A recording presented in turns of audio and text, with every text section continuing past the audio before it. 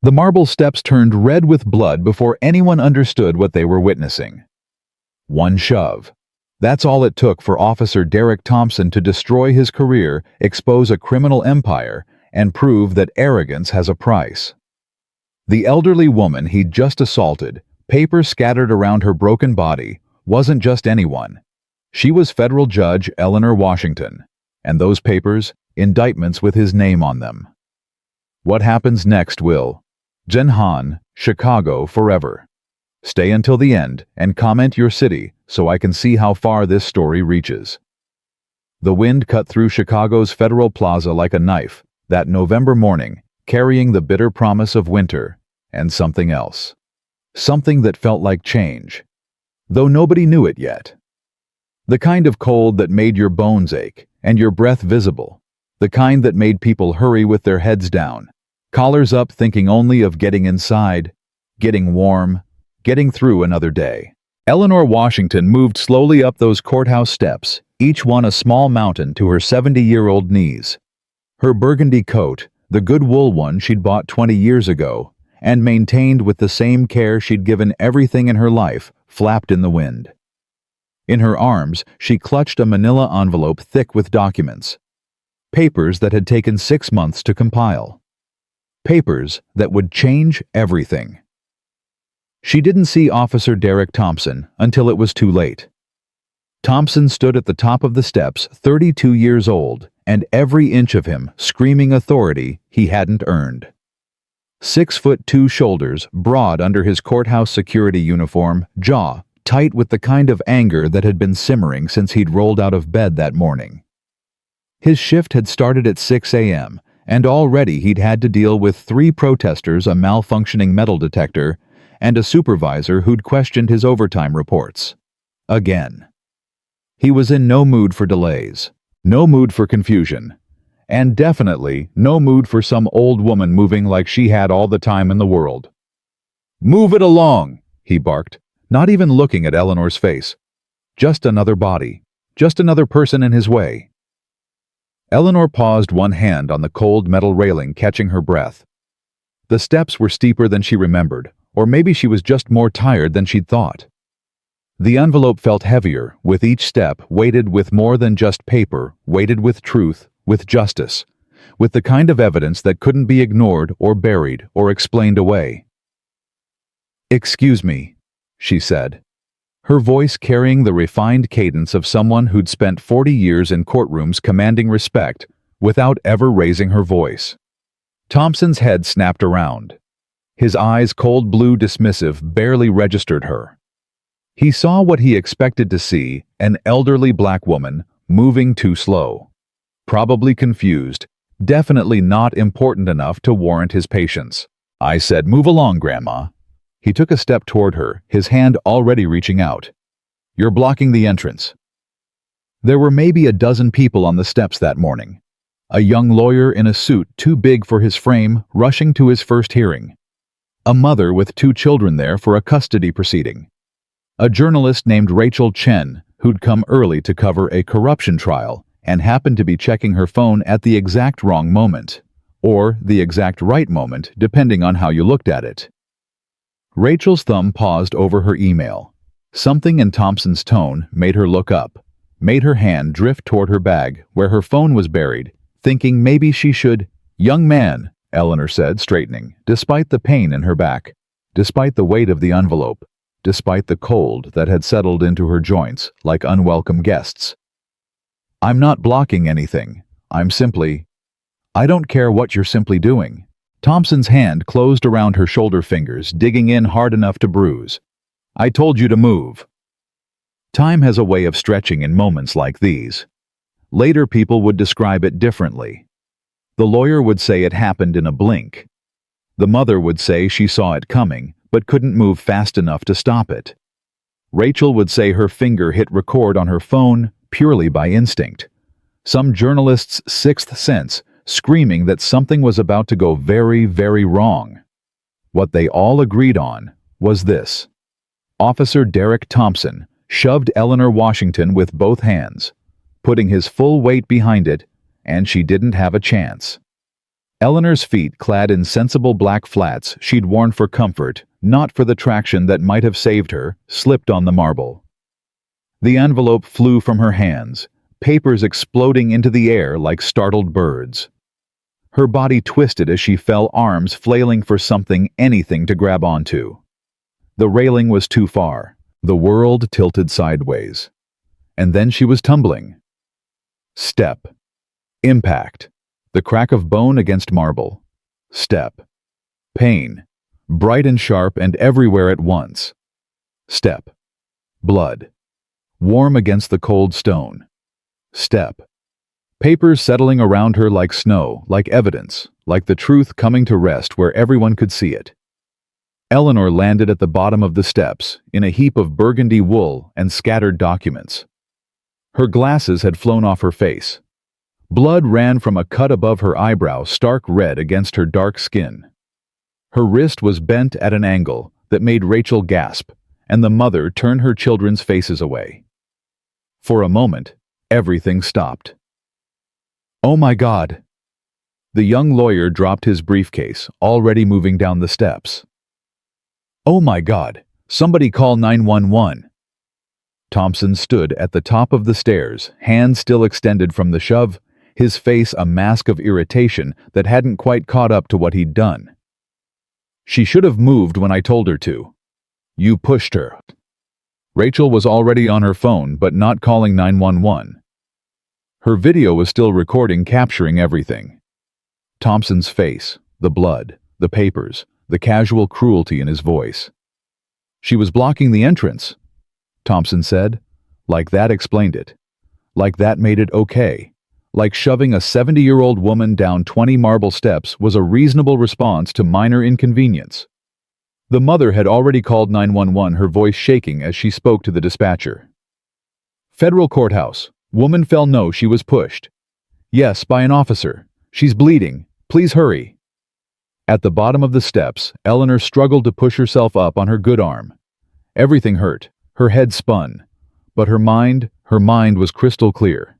She could see the papers scattered around her, and even through the pain, even with her vision blurred and her glasses gone, she recognized them. She'd read those documents so many times, she'd memorized them. 23 names, 23 corrupt officers, 6 months of investigation. Detective Maria Santos's steady hand guiding the process, gathering evidence that couldn't be dismissed or destroyed. Witness statements, financial records, video footage. The kind of case that built itself brick by brick until the weight of truth became undeniable. And right there on page 47 of the primary indictment, if anyone cared to look, Officer Derek Thompson, badge number 847, charged with evidence tampering, theft of seized assets, and civil rights violations under color of law. "Ma'am, please don't move." The young lawyer had reached her, his hands hovering uncertainly, afraid to touch her, afraid to make things worse. "The ambulance is coming." "My papers," Eleanor said, her voice weak but determined. "Don't worry about the papers. Just stay still." But Eleanor was already reaching for the nearest document, her fingers closing around it, despite the pain shooting through her wrist. The young lawyer gently took it from her, meaning to set it aside, and then he actually looked at what he was holding. His face went pale. "These are federal indictments." "Yes," Eleanor managed. And even now, even hurt and bleeding at the bottom of Courthouse steps, there was steel in her voice. "They are." The lawyer's eyes scanned the page, and Eleanor watched understanding dawn on his face. Watched him look at the scattered papers with new eyes. Watched him look up at Thompson, who was still standing at the top of the steps, and watched something shift in his expression. "You're Judge Washington," he breathed. "You're Judge Eleanor Washington." The name rippled through the growing crowd. Judge Washington. The Judge Washington. The one who'd put away Marcus Klein, the mob enforcer everyone said was untouchable. The one who'd held 3 Chicago aldermen accountable for embezzlement when everyone said she'd never make the charges stick. The one who'd retired 2 years ago but apparently hadn't stopped working. Thompson heard the name. Eleanor saw it register, saw his face change from irritation to confusion to the first cold flicker of fear. "What?" His voice came out rough. "That's not... She's just some old lady who..." "I'm Judge Eleanor Washington," Eleanor said loud enough for everyone to hear, despite the pain that made each word cost something. "And you just assaulted a federal officer. In front of witnesses. While I was carrying indictments that..." She had to stop, had to breathe through a wave of pain, "that include charges against you." The silence that followed was absolute. Rachel's phone was still recording. The video already uploading to her cloud storage, because journalists learn fast that evidence has a way of disappearing in Chicago. The mother had her children behind her, but she was watching witnessing. The young lawyer was carefully gathering Eleanor's papers, his hands shaking as he read names he recognized. Officers he'd probably seen in this very courthouse, cases that were suddenly making terrible sense. And at the top of the steps, Officer Derek Thompson stood frozen, his career ending in real time, his certainty crumbling as fast as Eleanor had fallen. "I didn't," he started. "She wasn't. I didn't know."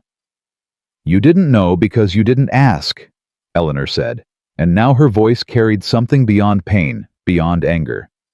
It carried the weight of 40 years on the bench of every case she'd heard, every injustice she'd seen, every person who'd stood in her courtroom expecting the law to protect them and finding out it didn't always work that way. "You didn't know because you didn't care, because I'm just some old lady, right? Just grandma, just someone in your way." The ambulance siren was getting closer. Eleanor could hear it along with other sirens, police, more than the usual response to a fall. Someone had called it in as an assault on a federal judge, and that brought a different level of response. Detective Maria Santos was 6 blocks away when her phone rang. She was in her car heading to the courthouse for the same reason Eleanor was to deliver evidence to coordinate with the U.S. Attorney's Office to see this thing through to the end. 6 months they'd worked on this.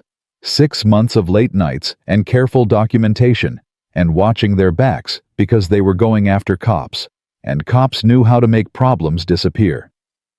"Santos," she answered, already sensing bad news from the caller ID. Federal Marshal Jensen didn't call unless something was wrong. "Maria, where are you?" "Almost there. 5 minutes." "Why?" "Eleanor fell. At the courthouse. Officer pushed her down the steps." Maria's foot hit the brake harder than she meant to. The car behind her honked. She barely heard it.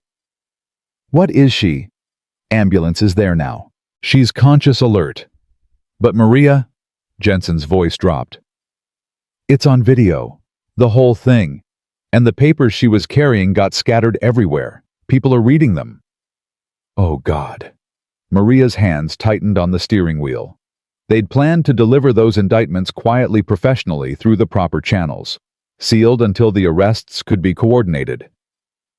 Now, they were literally scattered on the courthouse steps, and Eleanor, who'd been so careful, so thorough, who'd checked every detail twice, because she knew this case would be picked apart by people looking for any excuse to dismiss it, Eleanor was bleeding on those same steps. "Who was the officer?" A pause. Then, "Thompson. Derek Thompson." Maria closed her eyes. Of course it was. Of course the universe had that kind of irony. "He's on the list." "I know." "He just assaulted the judge who was about to indict him." "I know." "Tell me someone got it on video." Rachel Chen was right there, already posted it to her secure server, and about 6 other people were recording too. "Maria, this is going to be big." Maria was already moving again, lights flashing on her unmarked car, pushing through traffic. "I'm 2 minutes out. Don't let anyone touch those papers. And don't let Thompson anywhere near Eleanor. He's not going anywhere. The other courthouse officers have him detained. He's saying it was an accident." "An accident?" Maria's laugh was bitter. "Right. Because judges just throw themselves down courthouse steps." She made it to Federal Plaza in 90 seconds, parking illegally, because she didn't care, didn't even think about it. The scene on the steps was controlled chaos. EMTs were carefully loading Eleanor onto a stretcher. A crowd of maybe 50 people had gathered, held back by courthouse security and the first arriving police units. And there was Thompson, hands cuffed behind his back, being held by two federal marshals, while he protested that it was all a misunderstanding, that he hadn't meant to, that she shouldn't have been blocking the entrance. Maria pushed through the crowd, badge held high. "Detective Santos, Organized Crime Unit. That's my witness." The EMTs looked up as she approached. Eleanor's eyes found hers immediately, and even beaten and bloodied, even strapped to a backboard. With her neck immobilized, she managed to look both apologetic and determined. "I'm sorry," Eleanor said. "I know we had a plan. I know this wasn't—" "Hush." Maria took Eleanor's hand, carefully mindful of the IV line the EMTs had already started. "You have nothing to apologize for. Nothing. The papers are being collected. We'll make sure every page is accounted for. Thompson is in custody. Eleanor, he's done. They all are." Eleanor's eyes closed briefly. When they opened again, there were tears there, mixing with the blood from her head wound. "I was so close. Just 20 more steps and we could have done this right." "We're still doing it right." Maria squeezed her hand gently. "Better than right. Because now everyone's going to see. Everyone's going to know. You wanted transparency. You wanted the public to understand how deep this corruption goes. Well..." She glanced at the crowd at the phones, still recording at Rachel Chen's professional camera, capturing everything. "You've got it." The EMTs were loading Eleanor into the ambulance. Maria started to let go of her hand, but Eleanor held on. "In my coat pocket," she said quietly. "Copy of the master file. Encrypted drive. Just in case." Maria's fingers found the small device, palmed it smoothly. "I've got it." "And Maria..." Eleanor's voice was getting weaker as the pain medication the EMTs had given her started to work. "Make them pay. All of them. Not just for this. For everything. We will." Maria stepped back as they lifted the stretcher into the ambulance. "I promise." The ambulance pulled away, sirens wailing. Maria stood there for a moment, watching it go, feeling the weight of the encrypted drive in her pocket and the weight of Eleanor's promise on her shoulders. Then she turned back to the courthouse steps. The young lawyer, his name was David Chen, Maria would learn later. Rachel's younger brother, fresh out of law school and about to get the education of his life, had gathered all the papers into Eleanor's envelope, trying to organize them despite his shaking hands. "Detective Santos." He looked up as she approached. "These documents. They're classified until about 20 minutes ago," Maria finished. "Thank you for securing them. There are names here. Officers I know. Officers who've testified in cases I've worked on." His voice was hollow. "How many of these cases are going to have to be reopened?" "All of them," Maria said simply. "Every case where any of these officers provided evidence or testimony. Every arrest. Every conviction. That's what corruption does. It poisons everything it touches." David handed her the envelope, and Maria could feel how incomplete it was. Pages were missing, scattered by the wind. Already being photographed, posted to social media, dissected by thousands of people who would form their opinions before they had all the facts. But maybe that was okay. Maybe that was even better than the careful, controlled release they'd planned. Because the truth was going to come out anyway, and now it was coming out in the messiest, most public way possible. No chance of it being buried. No chance of quiet settlements and sealed records. This was going to be loud and messy, and impossible to ignore. "Officer Thompson wants to speak with you," one of the federal marshals called out. "Says he can explain." Maria looked up at Thompson. He was still cuffed, still protesting, but now there was real fear in his eyes. He'd figured it out, had probably figured it out the moment he heard Eleanor's name. Was probably running through every dirty thing he'd done, every line he'd crossed, every time he'd thought he was untouchable, because who was going to stop him? Who was going to care about some stolen cash from an evidence locker? Some planted drugs on a suspect who was probably guilty of something anyway? Some reports that were adjusted to make the arrests look cleaner? Who was going to care? Everyone, it turned out. Everyone was going to care now. "I have nothing to say to Officer Thompson," Maria said clearly, loudly enough for everyone to hear, for all those recording phones to catch. "Except that he has the right to remain silent, and he should absolutely exercise it. Because anything he says now is going to be used against him in multiple trials." Thompson's face went white. "I didn't mean to hurt her. It was an accident. You just shoved a 70-year-old woman down marble steps because she wasn't moving fast enough for you," Maria interrupted. "That's not an accident. That's assault. And the fact that you did it while she was carrying evidence of your own corruption, that's just—" She shook her head. "That's just stupid." A ripple of laughter went through the crowd. Dark laughter, the kind that comes when tragedy and irony collide. Rachel Chen's camera caught it all. Thompson's face, Maria's cold delivery, the envelope full of evidence, the blood still staining the steps where Eleanor fell. It would be online in minutes, trending in an hour, national news by evening, international by tomorrow morning. Justice for Judge Washington would be the rallying cry. The video would be analyzed frame by frame, Thompson's casual violence replayed over and over until it was seared into the national consciousness. But that would come later. Right now, standing on those courthouse steps with the envelope in her hands and the wind cutting through her jacket, Maria Santos had a job to do. 23 officers to arrest, 23 careers to end, an entire network of corruption to dismantle. And somewhere in a Chicago hospital, Eleanor Washington was having her head stitched up and her wrist set, already planning her testimony, already thinking about the trial, already preparing to finish what she'd started. Because that's what judges do. Even retired ones. Even ones who get pushed down courthouse steps by the very officers they're trying to hold accountable. They get up, they gather their evidence, and they see justice done, no matter how many steps they have to climb.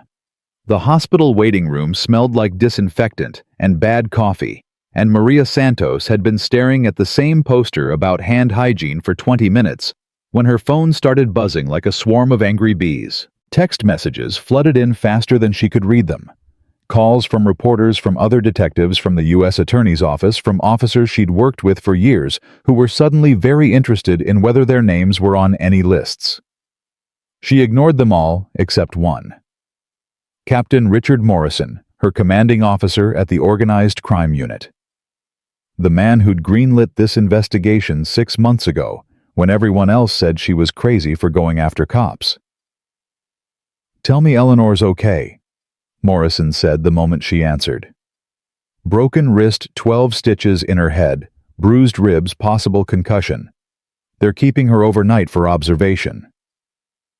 Maria kept her voice low.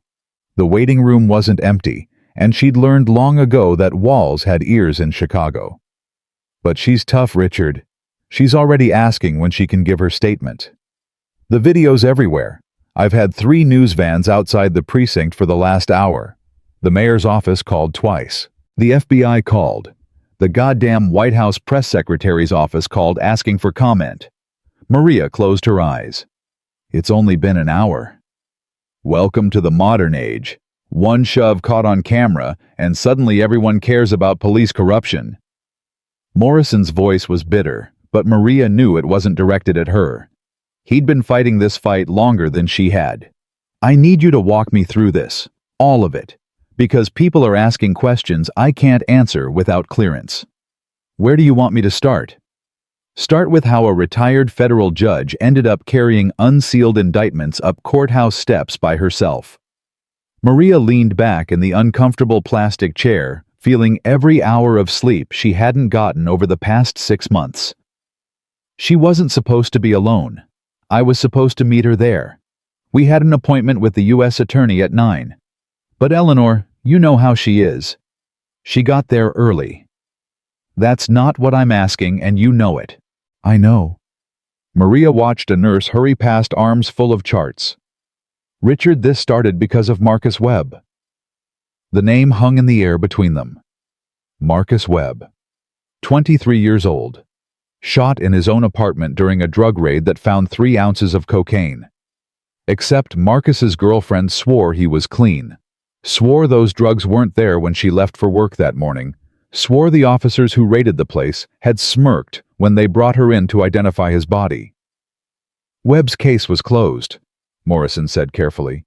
Good Shooting Review Board cleared everyone involved. Because the drugs were there. Because Marcus had a gun. Because the officers said he reached for it. Maria's voice was flat. Except Eleanor didn't buy it. Eleanor was retired. Webb's case wasn't even in her jurisdiction. His mother was. Maria paused. Shirley Webb used to clean Eleanor's chambers when she was still on the bench. 20 years they knew each other. So when Shirley came to Eleanor's house after the funeral, crying about how her boy wasn't no drug dealer, how something wasn't right, Eleanor listened. Really listened. Morrison was quiet for a moment. And that's how it started.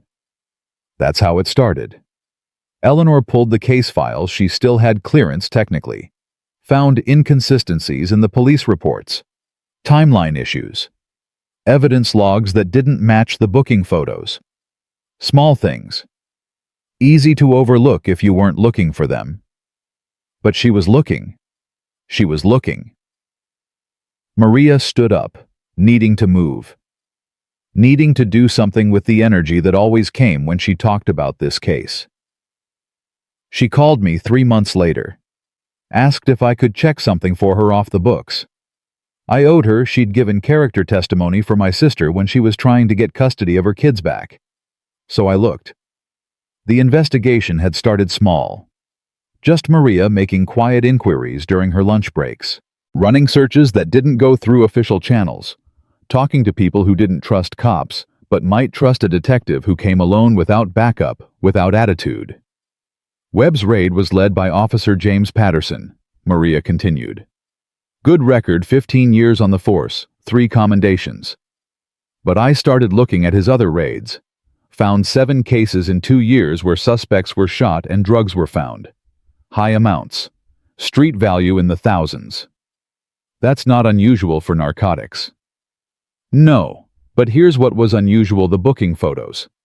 Richard, I looked at every piece of evidence booked from Patterson's raids over 3 years. Same cocaine. I mean forensically, chemically same batch. Someone tested it after Eleanor flagged it. Same source, cut the same way, packaged the same way. Except it was supposedly seized from different dealers in different neighborhoods over the course of 3 years. She heard Morrison's sharp intake of breath. Someone was recycling evidence. Worse, someone was planting it, using the same stash over and over because who checks? Who compares evidence photos from closed cases? Who looks at successful drug raids and asks if maybe they were too successful? Maria's hand tightened on her phone. Patterson would hit a house claim, the suspect reached for a weapon, shoot them, then find enough cocaine to justify the raid. Confiscate any cash in the house, file a clean report, move on. And Webb was clean. His girlfriend was right. Those drugs weren't his. Maria felt the familiar burn of anger in her chest. Patterson killed an innocent man and planted evidence to cover it. The waiting room had emptied out while they talked.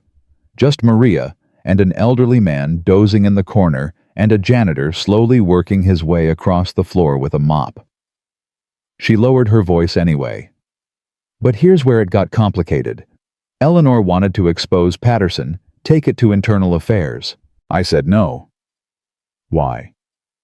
Because Patterson didn't work alone. The evidence logs had been signed by his sergeant, Kevin Mitchell. The raid warrant was approved by a judge who had connections to 3 other officers with similar patterns. The seized money was processed through the evidence room by Derek Thompson, the same one who pushed Eleanor today. Jesus Christ. It wasn't one bad cop, Richard. It was a network. 23 officers from beat cops to supervisors, all covering for each other, all taking cuts. They'd raid houses, plant drugs, if they didn't find enough real ones, shoot anyone who resisted or looked like they might resist, confiscate the cash and split it. Clean arrests, closed cases, dead suspects who couldn't defend themselves. Maria had been sick the first time she really understood the scope of it.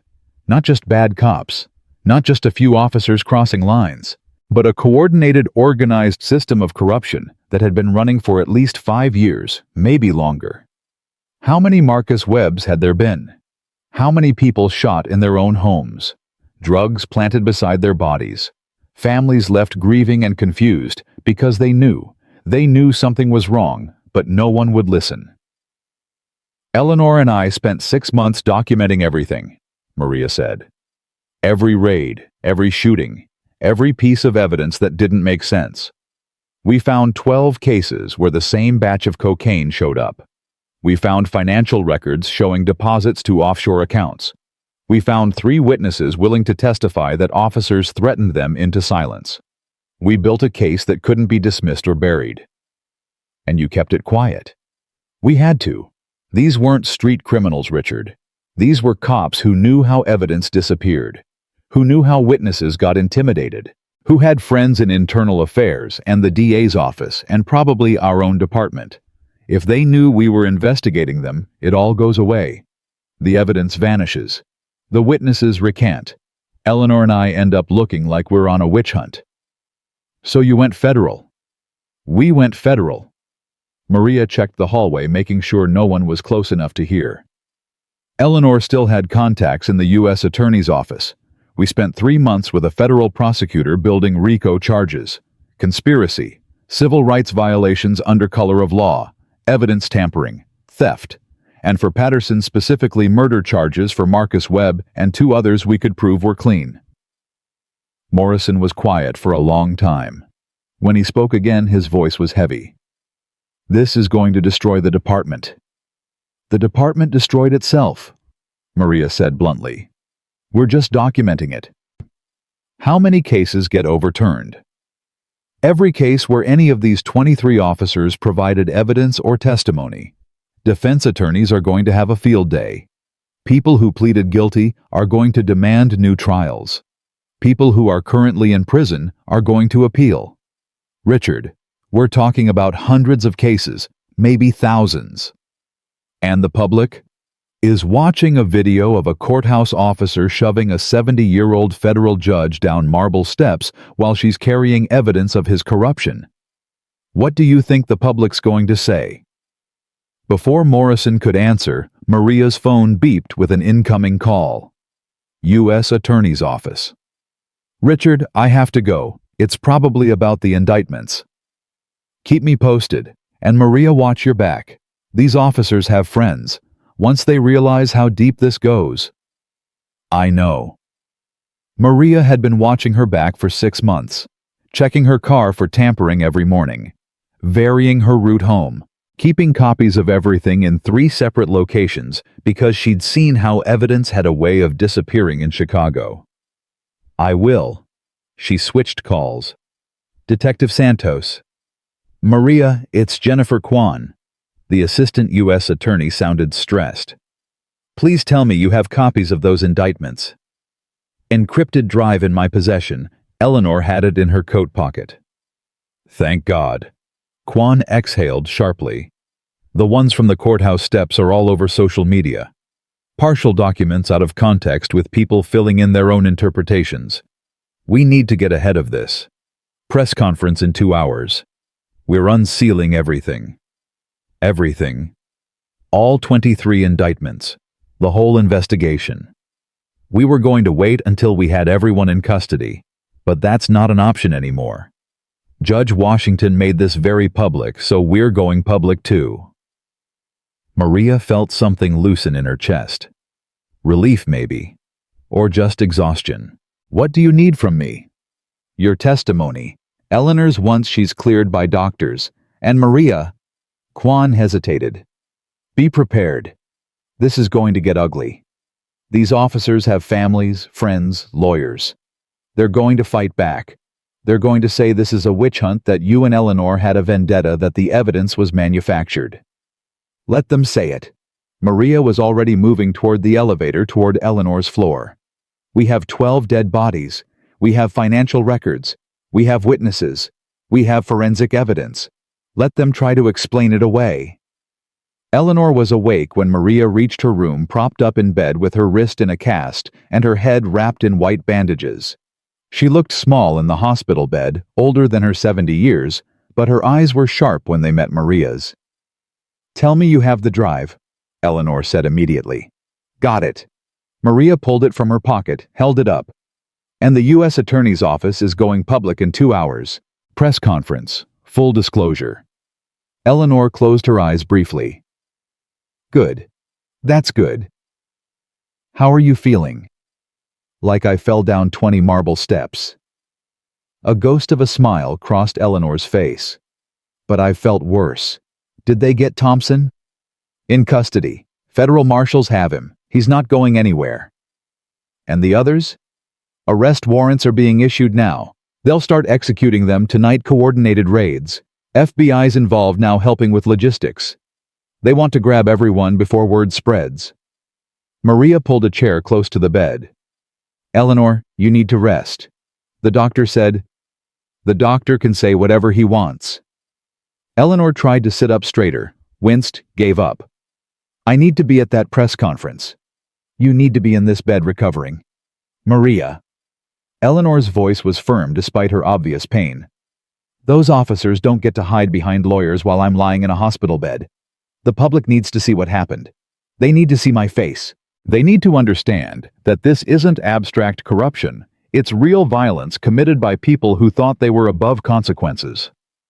Maria wanted to argue, wanted to tell Eleanor that she'd done enough, that she could let others carry this forward now. But she knew better. Knew that Eleanor Washington hadn't spent 40 years on the bench just to stop now, not when the case of her career was finally breaking open. "Okay," Maria said quietly. "I'll tell Quan you'll be there, but you're going in a wheelchair, and if you start looking faint, I'm dragging you out myself. Deal?" Eleanor reached for Maria's hand with her good one.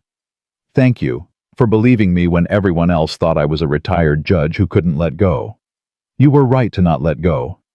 Maria squeezed her hand gently. Marcus Webb deserved justice. All of them did. "Tell me about Mitchell." Eleanor's expression hardened. "I read his file so many times I memorized it, but tell me who he really is." "Sergeant Kevin Mitchell, 42 years old, 19 years with the Chicago Police Department. Decorated, respected, smart enough to stay just clean enough that no one looked too close. He'd been the mastermind behind the whole operation, recruiting officers who needed money or wanted power, setting up the system, covering tracks, eliminating problems." "He's careful," Maria said. "Never at the actual raids, never directly touching evidence. Always 3 steps removed from anything that could be traced back to him. But he took his cut from every single operation. We tracked money from 15 different raids back to accounts controlled by shell companies he set up."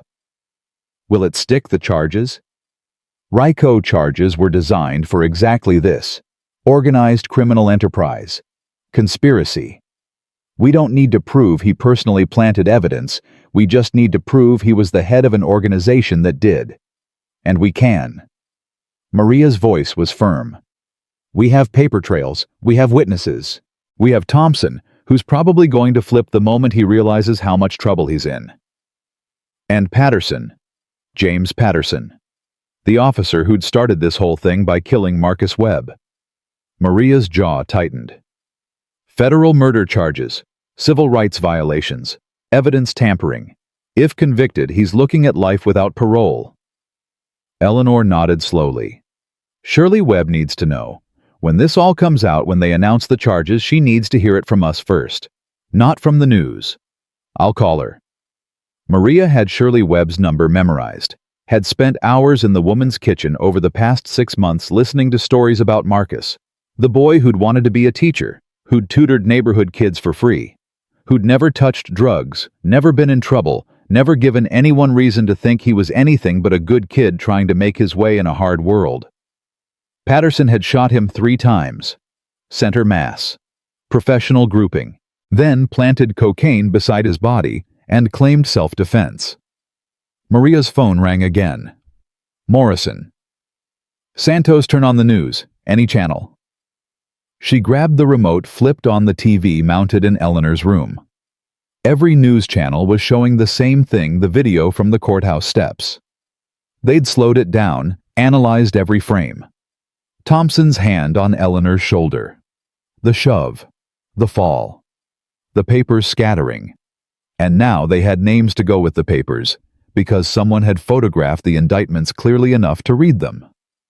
At least 23 Chicago police officers named in what appears to be a massive corruption investigation, the anchor was saying. We're hearing reports of RICO charges, conspiracy, and possible murder charges related to several officer-involved shootings. The U.S. Attorney's Office has scheduled a press conference for 3 p.m. Eastern Time. It's moving fast, Eleanor murmured. Too fast. Maria was already calculating. 2 hours until the press conference. Arrest warrants being issued now. Mitchell and Patterson and the others would be hearing about this soon, if they hadn't already. Would they run, fight, try to destroy evidence that was already backed up in 6 different locations? Her phone rang again. Unknown number. She almost didn't answer, but something made her pick up. Detective Santos. A woman's voice shaking, scared. My name is Linda Patterson. I'm James Patterson's wife. I need to talk to someone. About my husband. About what he's done. Maria's eyes met Eleanor's. Mrs. Patterson, where are you right now? Home. Jimmy's not here. He got called into work an hour ago, said something big was happening. Detective Santos. I saw the news. I saw Judge Washington fall. And She was crying now. I found something. In our garage. A bag of, I think it's cocaine, and cash. Thousands of dollars. Just hidden in a box behind his tools. The evidence they'd been recycling. The money they'd been stealing. Patterson had kept some of it at home, probably thinking it was safer than anywhere else. Probably never imagining his wife would find it. Probably never imagining any of this would come to light. Mrs. Patterson, I need you to listen to me very carefully, Maria said, switching into cop mode. Don't touch anything else. Don't call your husband. Don't tell anyone what you found. I'm sending officers to you right now. Federal marshals, not Chicago PD. They're going to secure that evidence and keep you safe. Can you do that? Am I in trouble? No, you're a witness now, and witnesses are protected. Maria was already texting coordinates to the federal marshal team. Someone will be there in 10 minutes. Stay inside, lock your doors, and Mrs. Patterson. Thank you. What you're doing, it's going to help a lot of people get justice. She hung up, looked at Eleanor. Patterson's wife just found his stash. Eleanor's smile was fierce despite her bruises. It's falling apart. They're all falling apart. And she was right. Over the next hour, Maria's phone didn't stop ringing.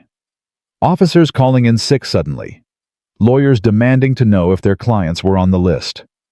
2 more wives' spouses who'd suspected something was wrong, but never knew who'd found unexplained cash, or heard whispered conversations, or noticed their husbands becoming paranoid and angry, coming forward with information. The network that had seemed so solid, so protected, was crumbling in real time. At 2:30, a nurse helped Eleanor into a wheelchair despite the doctor's protests. Maria wheeled her down to the hospital's media room, which had been hastily converted into a staging area. U.S. Attorney Jennifer Kwan was there along with a dozen federal agents, 2 FBI officials, and a media coordinator who looked like she was having the worst day of her career. Judge Washington. Kwan looked relieved and worried in equal measure. Are you sure you're up for this? I'm sure. Eleanor's voice was steady. Let's go give Chicago some answers. The press conference room was packed. Every major news outlet, local and national. Cameras everywhere. Reporters shouting questions before anyone had even reached the podium. Maria stood to Eleanor's right in her detective's uniform, trying to look professional and not like she'd been awake for 26 hours straight. Kwan stepped up to the microphone first. Good afternoon. I'm Jennifer Kwan, Assistant U.S. Attorney for the Northern District of Illinois. This morning, An incident at the federal courthouse brought to light an investigation that has been ongoing for the past 6 months. I'm here today to announce federal charges against 23 members of the Chicago Police Department in what we believe to be the largest police corruption case in the city's history. The room erupted. Shouted questions. Camera flashes. Kwan held up her hand. The charges include RICO violations, conspiracy evidence, tampering, theft of government property, civil rights violations under color of law, and in 3 cases, murder. These officers, led by Sergeant Kevin Mitchell, operated as a criminal enterprise within the police department. They planted evidence, falsified reports, stole, seized assets, and killed at least 3 innocent people to cover their crimes. Maria watched the reporters' faces. Shock, disbelief, hunger for more details. This was the story of the decade, and they all knew it. The investigation was conducted by Detective Maria Santos of the Chicago PD Organized Crime Unit, working in coordination with retired Federal Judge Eleanor Washington and our office. Judge Washington, Kwan gestured to Eleanor, was on her way to deliver sealed indictments this morning when she was assaulted by Officer Derek Thompson, one of the officers named in those indictments. The assault was captured on video and has been seen by millions. It represents exactly the kind of abuse of power we're addressing with these charges. Eleanor wheeled herself forward slightly. I'd like to say something. The room went silent. Every camera, every microphone, every eye focused on the elderly woman in the wheelchair, with bandages on her head and determination in her eyes. 6 months ago, a woman named Shirley Webb came to my house. Her son had been killed in a police raid. The officers said he was a drug dealer, said he reached for a gun. The evidence supported their story. But Shirley knew her son, knew he was innocent, and she asked me to look. Eleanor's voice carried clearly despite her obvious pain. So I looked. And what I found was a system of corruption so deep, so organized that innocent people were being murdered, and the law was being used to justify it. A reporter tried to ask a question. Eleanor kept talking. Officer Thompson pushed me down the courthouse steps this morning because I was in his way, because I wasn't moving fast enough, because he saw an elderly black woman and decided I didn't matter. That casual violence, that assumption that some people matter less than others, that's what enabled this entire conspiracy. When officers believe they're above the law, when they believe certain lives don't matter, when they believe no one will hold them accountable, this is what happens. She looked directly into the cameras. But I'm here to tell you, and tell every corrupt officer watching this, that you are not above the law. You will be held accountable, and justice will be served. The room erupted again, but this time it felt different. Not just reporters hunting a story. Real reaction, real emotion. Maria saw several people wiping their eyes. Kwan took over outlining the charges, the evidence, the timeline for arrests. Maria answered technical questions. Eleanor sat in her wheelchair looking exhausted but triumphant. It took another hour to get through all the questions, all the details, all the desperate attempts by reporters to understand how something like this could happen in a major American city. By the time they were done, Maria's voice was hoarse, and Eleanor was fading fast. But it was out there now, all of it. 23 names, years of corruption, the truth exposed in the harsh light of public scrutiny. As the marshals wheeled Eleanor back to her room, Maria's phone buzzed with a text from Morrison. Mitchell just turned himself in. Patterson, too. They know they're done. It's over, Maria. You did it. She looked at Eleanor, who'd closed her eyes, but was smiling slightly despite her obvious pain. No, Maria murmured. We did it. And somewhere in Chicago, Shirley Webb was watching the news and crying. Finally understanding that her son had been innocent all along, finally getting the answer she'd been searching for. Justice was slow. Justice was hard. But sometimes, when people like Eleanor Washington refused to give up, justice won. The arrests began at 4:47 a.m., exactly 30 hours after Eleanor Washington hit those courthouse steps. Maria Santos hadn't slept. She'd tried sprawled on the uncomfortable couch in the Federal Building's break room, but every time she closed her eyes, she saw Thompson's hand on Eleanor's shoulder, saw that casual violence, that assumption of power without consequence. So she'd given up on sleep and instead had spent the night coordinating with the FBI and federal marshals, planning the raids, making sure every detail was perfect, because they'd only get one chance at this. 23 officers, 23 addresses, 23 simultaneous raids designed to prevent anyone from warning anyone else, from destroying evidence, from running. Mitchell and Patterson had turned themselves in, but the other 21 were still out there, still armed, still dangerous, still capable of doing what cornered cops had always been capable of doing. Team 7 reports they're in position, the FBI coordinator said, his voice crackling through Maria's headset. All teams ready, on your mark. Maria looked at Jennifer Kwan, who nodded once. Do it. All teams, this is command. Execute, execute, execute. On a dozen screens mounted on the wall, body cam footage from the raid teams flickered to life.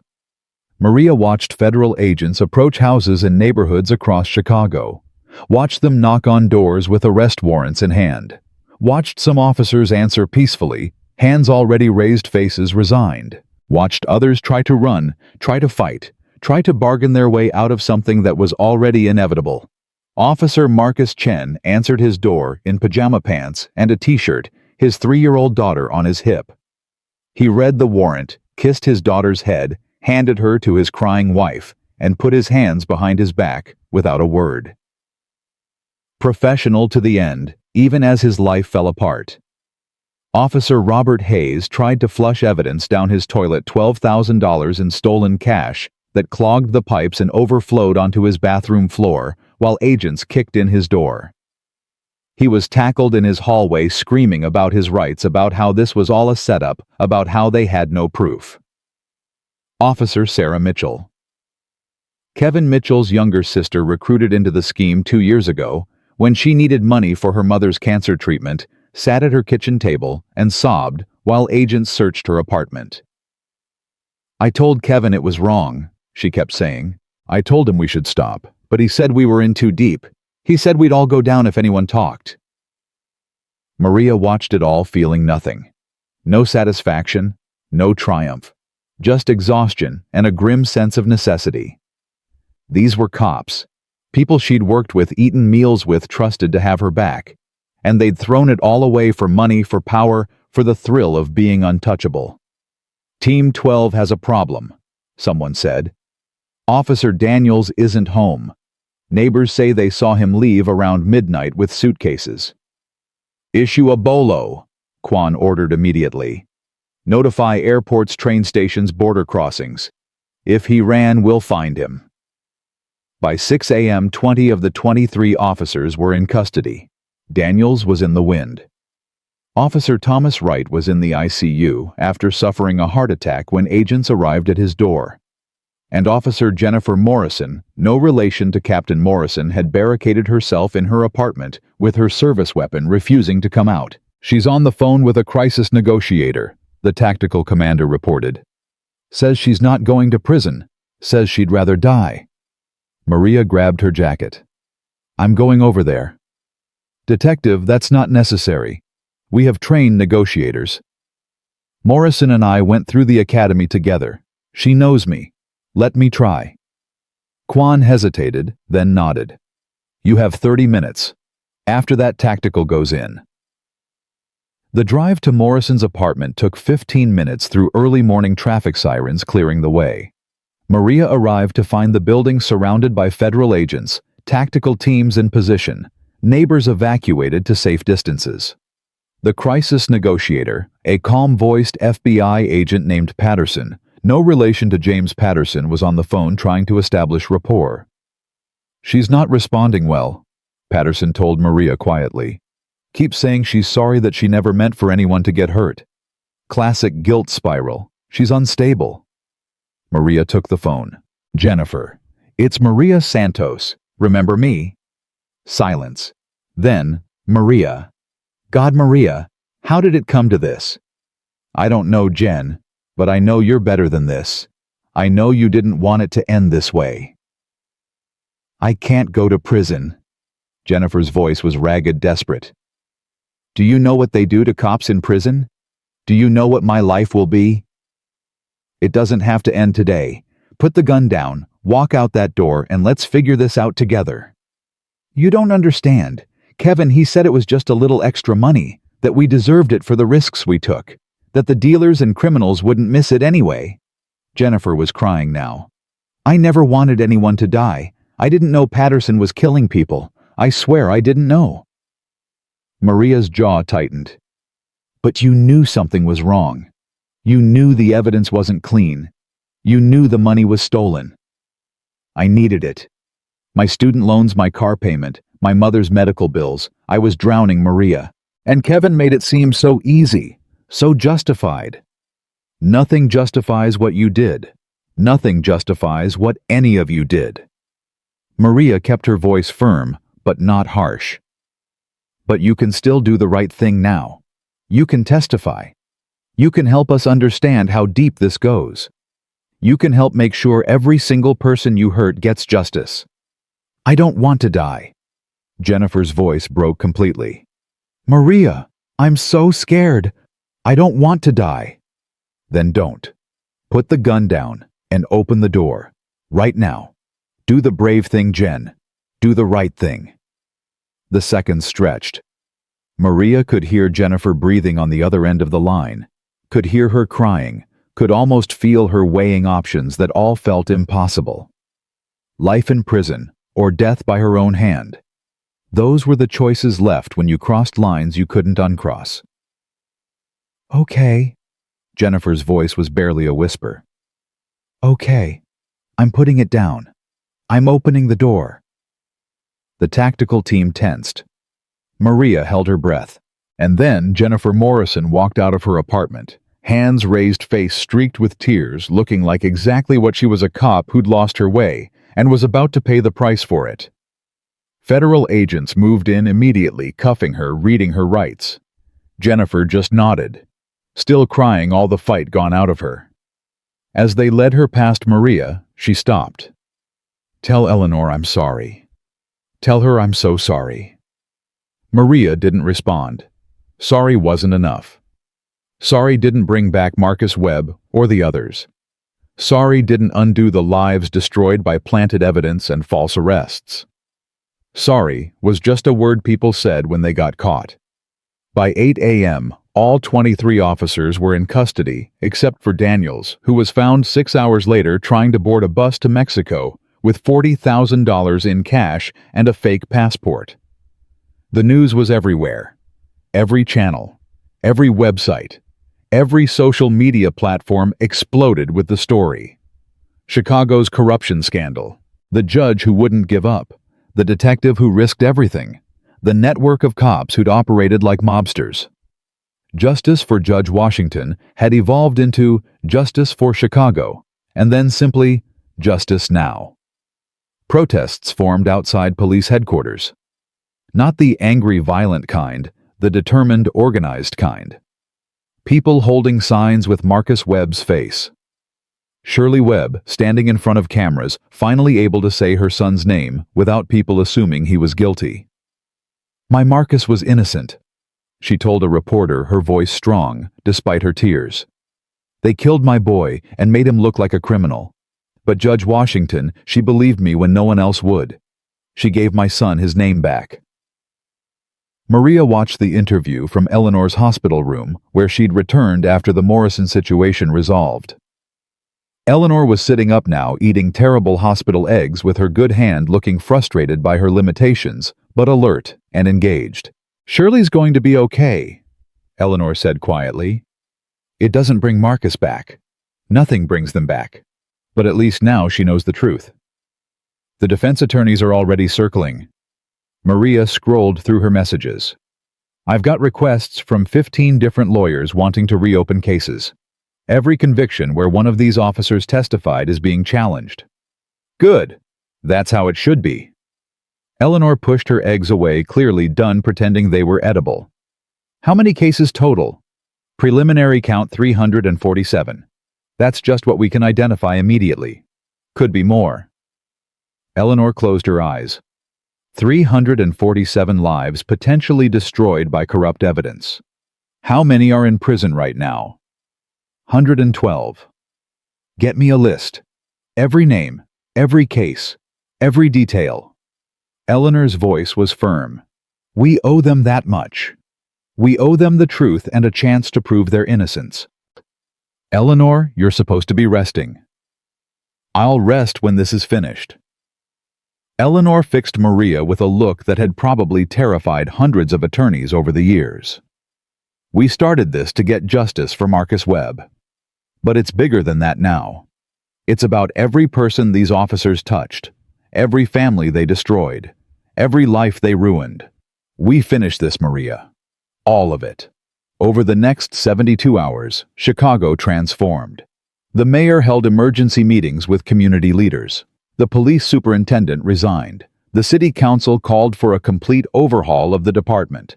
And the media descended like locusts, turning Eleanor's hospital room into a de facto press center until security finally barred everyone except immediate family and law enforcement. But the story wouldn't be contained. It spread across the country, across the world. International news covered it.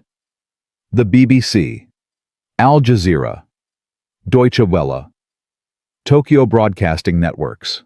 Everywhere people looked at the video of Thompson shoving Eleanor and saw something universal. The abuse of power, the courage to stand against it, and the price of justice. The Department of Justice announced a formal investigation into the entire Chicago Police Department. Not just the 23 officers, the whole structure, every policy, every procedure, every case over the past decade.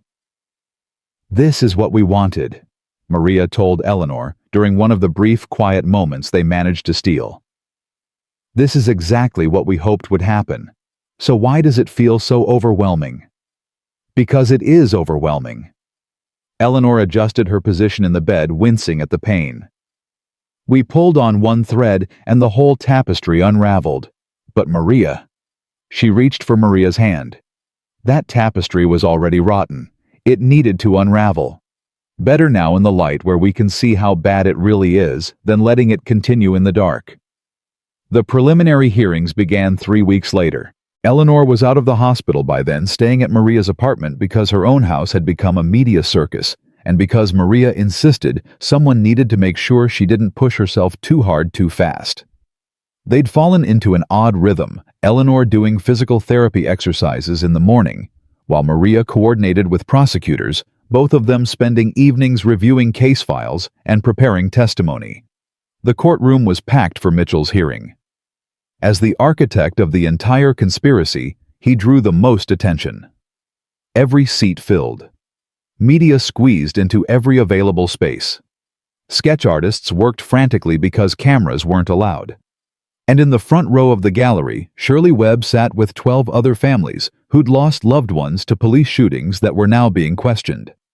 Mitchell walked in wearing an expensive suit, his lawyer a high-powered attorney from New York beside him. He looked calm, almost confident, like he still believed he could talk his way out of this charm, his way free.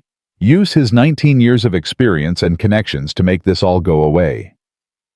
Then he saw Eleanor sitting in the gallery, her arm still in a cast, the scar on her forehead visible even from across the room. His confidence faltered. Judge Robert Chen, chosen specifically because he had no connections to any of the officers, entered the courtroom.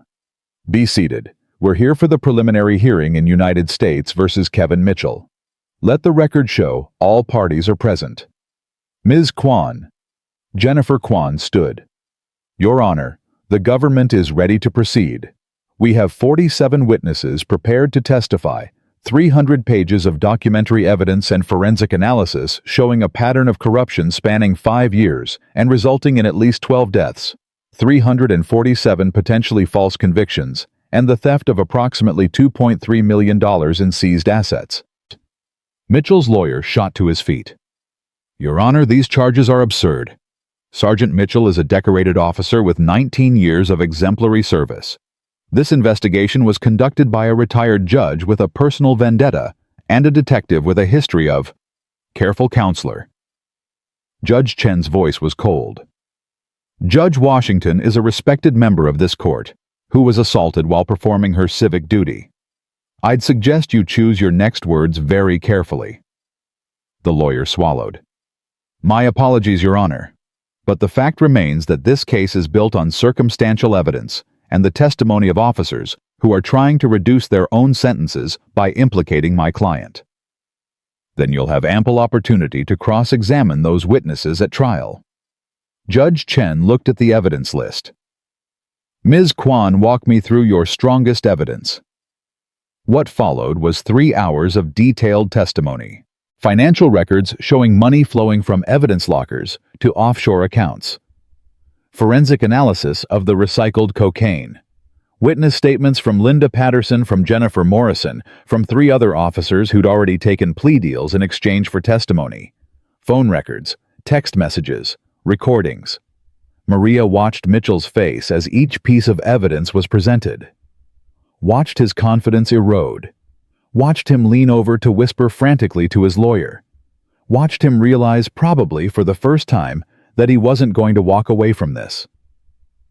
The most damning evidence came from an unexpected source. Officer Sarah Mitchell Kevin's sister had kept a journal. Not a detailed record, she was smarter than that, but a personal diary where she'd written her feelings about what they were doing. Guilt, fear, anger at her brother for pulling her into this, and specific dates that corresponded perfectly with raids and evidence thefts. March 15th. Kwan read from the journal. Kevin said not to worry about the web shooting. Said Patterson took care of it. Said the drugs made it clean. I told him it felt wrong. He said wrong is whatever we decide it is when we're the ones with badges. The courtroom was silent. Shirley Webb was crying quietly, and Maria could see other family members reaching for tissues. Kevin Mitchell stared straight ahead, his jaw tight, refusing to look at his sister. That's out of context, the lawyer started. There are 43 similar entries, Kwan interrupted. All of them describing operations led by Sergeant Mitchell. All of them expressing doubt about the legitimacy of evidence. All of them showing clear knowledge that crimes were being committed. Judge Chen set down his pen. I've heard enough. Sergeant Mitchell, please rise. Mitchell stood his lawyer beside him, both of them knowing what was coming. Based on the evidence presented here today, I find sufficient cause to bind you over for trial on all counts. The government has demonstrated a clear pattern of conspiracy, corruption, and abuse of power. You will be remanded to federal custody pending trial, no bail. Your badge and pension are hereby suspended pending the outcome of these proceedings. Judge Chen's voice was firm. Sergeant Mitchell, you swore an oath to protect and serve. Instead, you ran a criminal enterprise. You betrayed every honest officer who trusted you, every citizen who counted on you, and every principle your badge was supposed to represent. I hope you understand the full weight of what you've done. Mitchell's composure finally cracked. Your Honor, I have a family. I have children. You can't...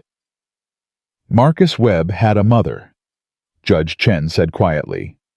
And you took her son. Court is adjourned. The marshals led Mitchell away in handcuffs. His lawyer immediately started talking about appeals, about excessive bail denial, about procedural errors. But everyone in that courtroom knew the truth. Mitchell was finished. 22 more preliminary hearings followed over the next month. Some officers fought. Some took plea deals. Patterson's hearing was particularly brutal. The evidence against him for Marcus Webb's murder was overwhelming. And when Shirley Webb testified about her son, about the man he'd been, and the future he'd been denied, even the hardest reporters in the room had tears in their eyes. He wanted to be a teacher, Shirley said, her voice breaking. He was taking classes at community college, working 2 jobs to pay for it. He'd never been arrested, never been in trouble. He was just a good kid trying to make something of himself. And Officer Patterson shot him 3 times and told everyone my baby was a drug dealer. Patterson's lawyer tried to argue self-defense, tried to say Marcus had reached for a weapon, but the forensic evidence told a different story. The angles were wrong. The drug placement was wrong. Everything was wrong, except Patterson's story, and that story was falling apart under scrutiny. By the time all the preliminary hearings concluded, 18 officers had taken plea deals in exchange for testimony against Mitchell, Patterson, and Thompson. Thompson's assault on Eleanor was the easiest case, dozens of witnesses, clear video evidence, and injuries that couldn't be disputed. His lawyer tried to argue momentary lapse in judgment, tried to claim Thompson didn't know who Eleanor was. Eleanor testified at his hearing, her voice steady, despite the clear pain she was still experiencing. Officer Thompson called me Grandma.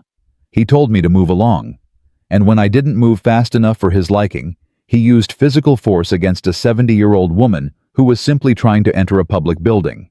She looked directly at Thompson. He didn't see a federal judge. He didn't see a person. He saw someone he deemed unimportant, and he acted with the kind of casual violence that reveals character. This wasn't a momentary lapse. This was who he is, someone who believes his badge gives him the right to hurt people he sees as beneath him. Thompson was bound over for trial on assault charges, plus conspiracy and evidence tampering related to the larger case. He'd be facing 12 to 15 years if convicted on all counts. His career was over. His reputation was destroyed. And all because he'd been too arrogant to wonder why an elderly woman was carrying a thick envelope up courthouse steps. The trials were scheduled to begin in 60 days. Mitchell first as the lead defendant, then Patterson, then Thompson. The others would follow a cascade of prosecutions that would take months to complete. Chicago prepared itself for a long, painful process of accountability. But something was shifting in the city. Something Eleanor noticed during her physical therapy appointments, during walks through her neighborhood, when she finally felt strong enough. People recognized her, thanked her, told her stories about their own encounters with corrupt police, about times they'd been pulled over for no reason, or harassed or worse. About times they'd been too scared to report it, because who reports a cop to other cops? You made it safe to tell the truth. An older black man told Eleanor outside a coffee shop one morning, "My nephew was arrested 5 years ago. Cops said he found crack in his car. But my nephew never touched drugs. Never. We tried to fight it, but who was going to believe us over a cop?" "What was the officer's name?" Eleanor asked. "Patterson. James Patterson." Eleanor's blood ran cold. "I need you to come with me, right now. There's someone you need to talk to." That afternoon, the nephew's case was added to the list for review. 2 days later, forensic analysis confirmed the cocaine in that case matched the recycled batch. The nephew was released from prison after serving 3 years for a crime he didn't commit. He was the 48th person to be exonerated based on the investigation. By the time Mitchell's trial actually began, the number was up to 73. 73 people released from prison, 73 lives partially restored, 73 families reunited. And with each release came more stories, more evidence, more understanding of just how deep the corruption had run. The media coverage was relentless. National news crews had set up semi-permanent operations in Chicago. Documentary filmmakers were already working on projects. Books were being written. Law schools were teaching the case in criminal justice classes. Eleanor Washington had become a symbol not just of one person's courage, but of the possibility that systems could change, that justice could prevail, that speaking truth to power actually meant something. But in her apartment late at night, while Maria reviewed files and prepared for the next day's testimony, Eleanor would sit by the window and look out at Chicago's lights and wonder if it was enough. 73 people freed, but how many more were still locked up on false evidence they couldn't identify? How many had pleaded guilty because fighting seemed impossible? How many had been so ground down by the system that they'd just accepted injustice as inevitable? "You can't save everyone," Maria said one night, finding Eleanor still awake at 2 a.m. "I know, but I keep thinking about all the ones we'll never know about. All the cases that are too old to review, or where the evidence was destroyed, or where there's just no way to prove what really happened." Eleanor turned from the window. Mitchell and his people operated for at least 5 years. That's hundreds of cases. thousands of interactions, and we're only seeing the tip of it. So we do what we can. We free who we can free. We hold accountable who we can hold accountable, and we make sure it never happens again. Maria sat down beside her. That's why the DOJ investigation matters. That's why the reform matters. We can't fix the past completely, but we can damn sure change the future. Eleanor smiled slightly. When did you become the optimist? When I saw 73 people walk out of prison and back to their families. When I saw Shirley Webb finally get to say her son's name, without people assuming he was guilty. When I saw you refuse to give up even after being pushed down 20 marble steps. Maria's voice was soft. You started this because one mother asked for help. Look what that became. We started this, Eleanor corrected. I couldn't have done any of it without you. Maybe, but I wouldn't have looked twice at Marcus Webb's case if you hadn't called me. I would have assumed the official story was true, like I'd been trained to assume. You taught me to look harder, to question more, to remember that every case file represents a real person whose life hangs in the balance. They sat in comfortable silence for a while, two women who'd taken on an impossible task, and somehow against all odds, were winning. Outside Chicago, slept unaware that in 60 hours, the trial of Kevin Mitchell would begin, and the reckoning they'd started would reach its apex. Eleanor's phone buzzed. A text from Jennifer Kwan. Media briefing tomorrow at 8 a.m. Jury selection starts Monday. This is it. This is it. 3 words that carried the weight of 6 months of investigation, thousands of pages of evidence, dozens of witnesses, and the hopes of hundreds of people who'd been failed by the very system meant to protect them. Eleanor Washington closed her eyes and said a prayer, not for victory, because that felt selfish, but for truth. Let the truth be heard. Let it be believed. Let justice be more than just a word carved into courthouse doors. Let it be real. Monday morning arrived with the kind of Chicago cold that felt personal, like the city itself was holding its breath.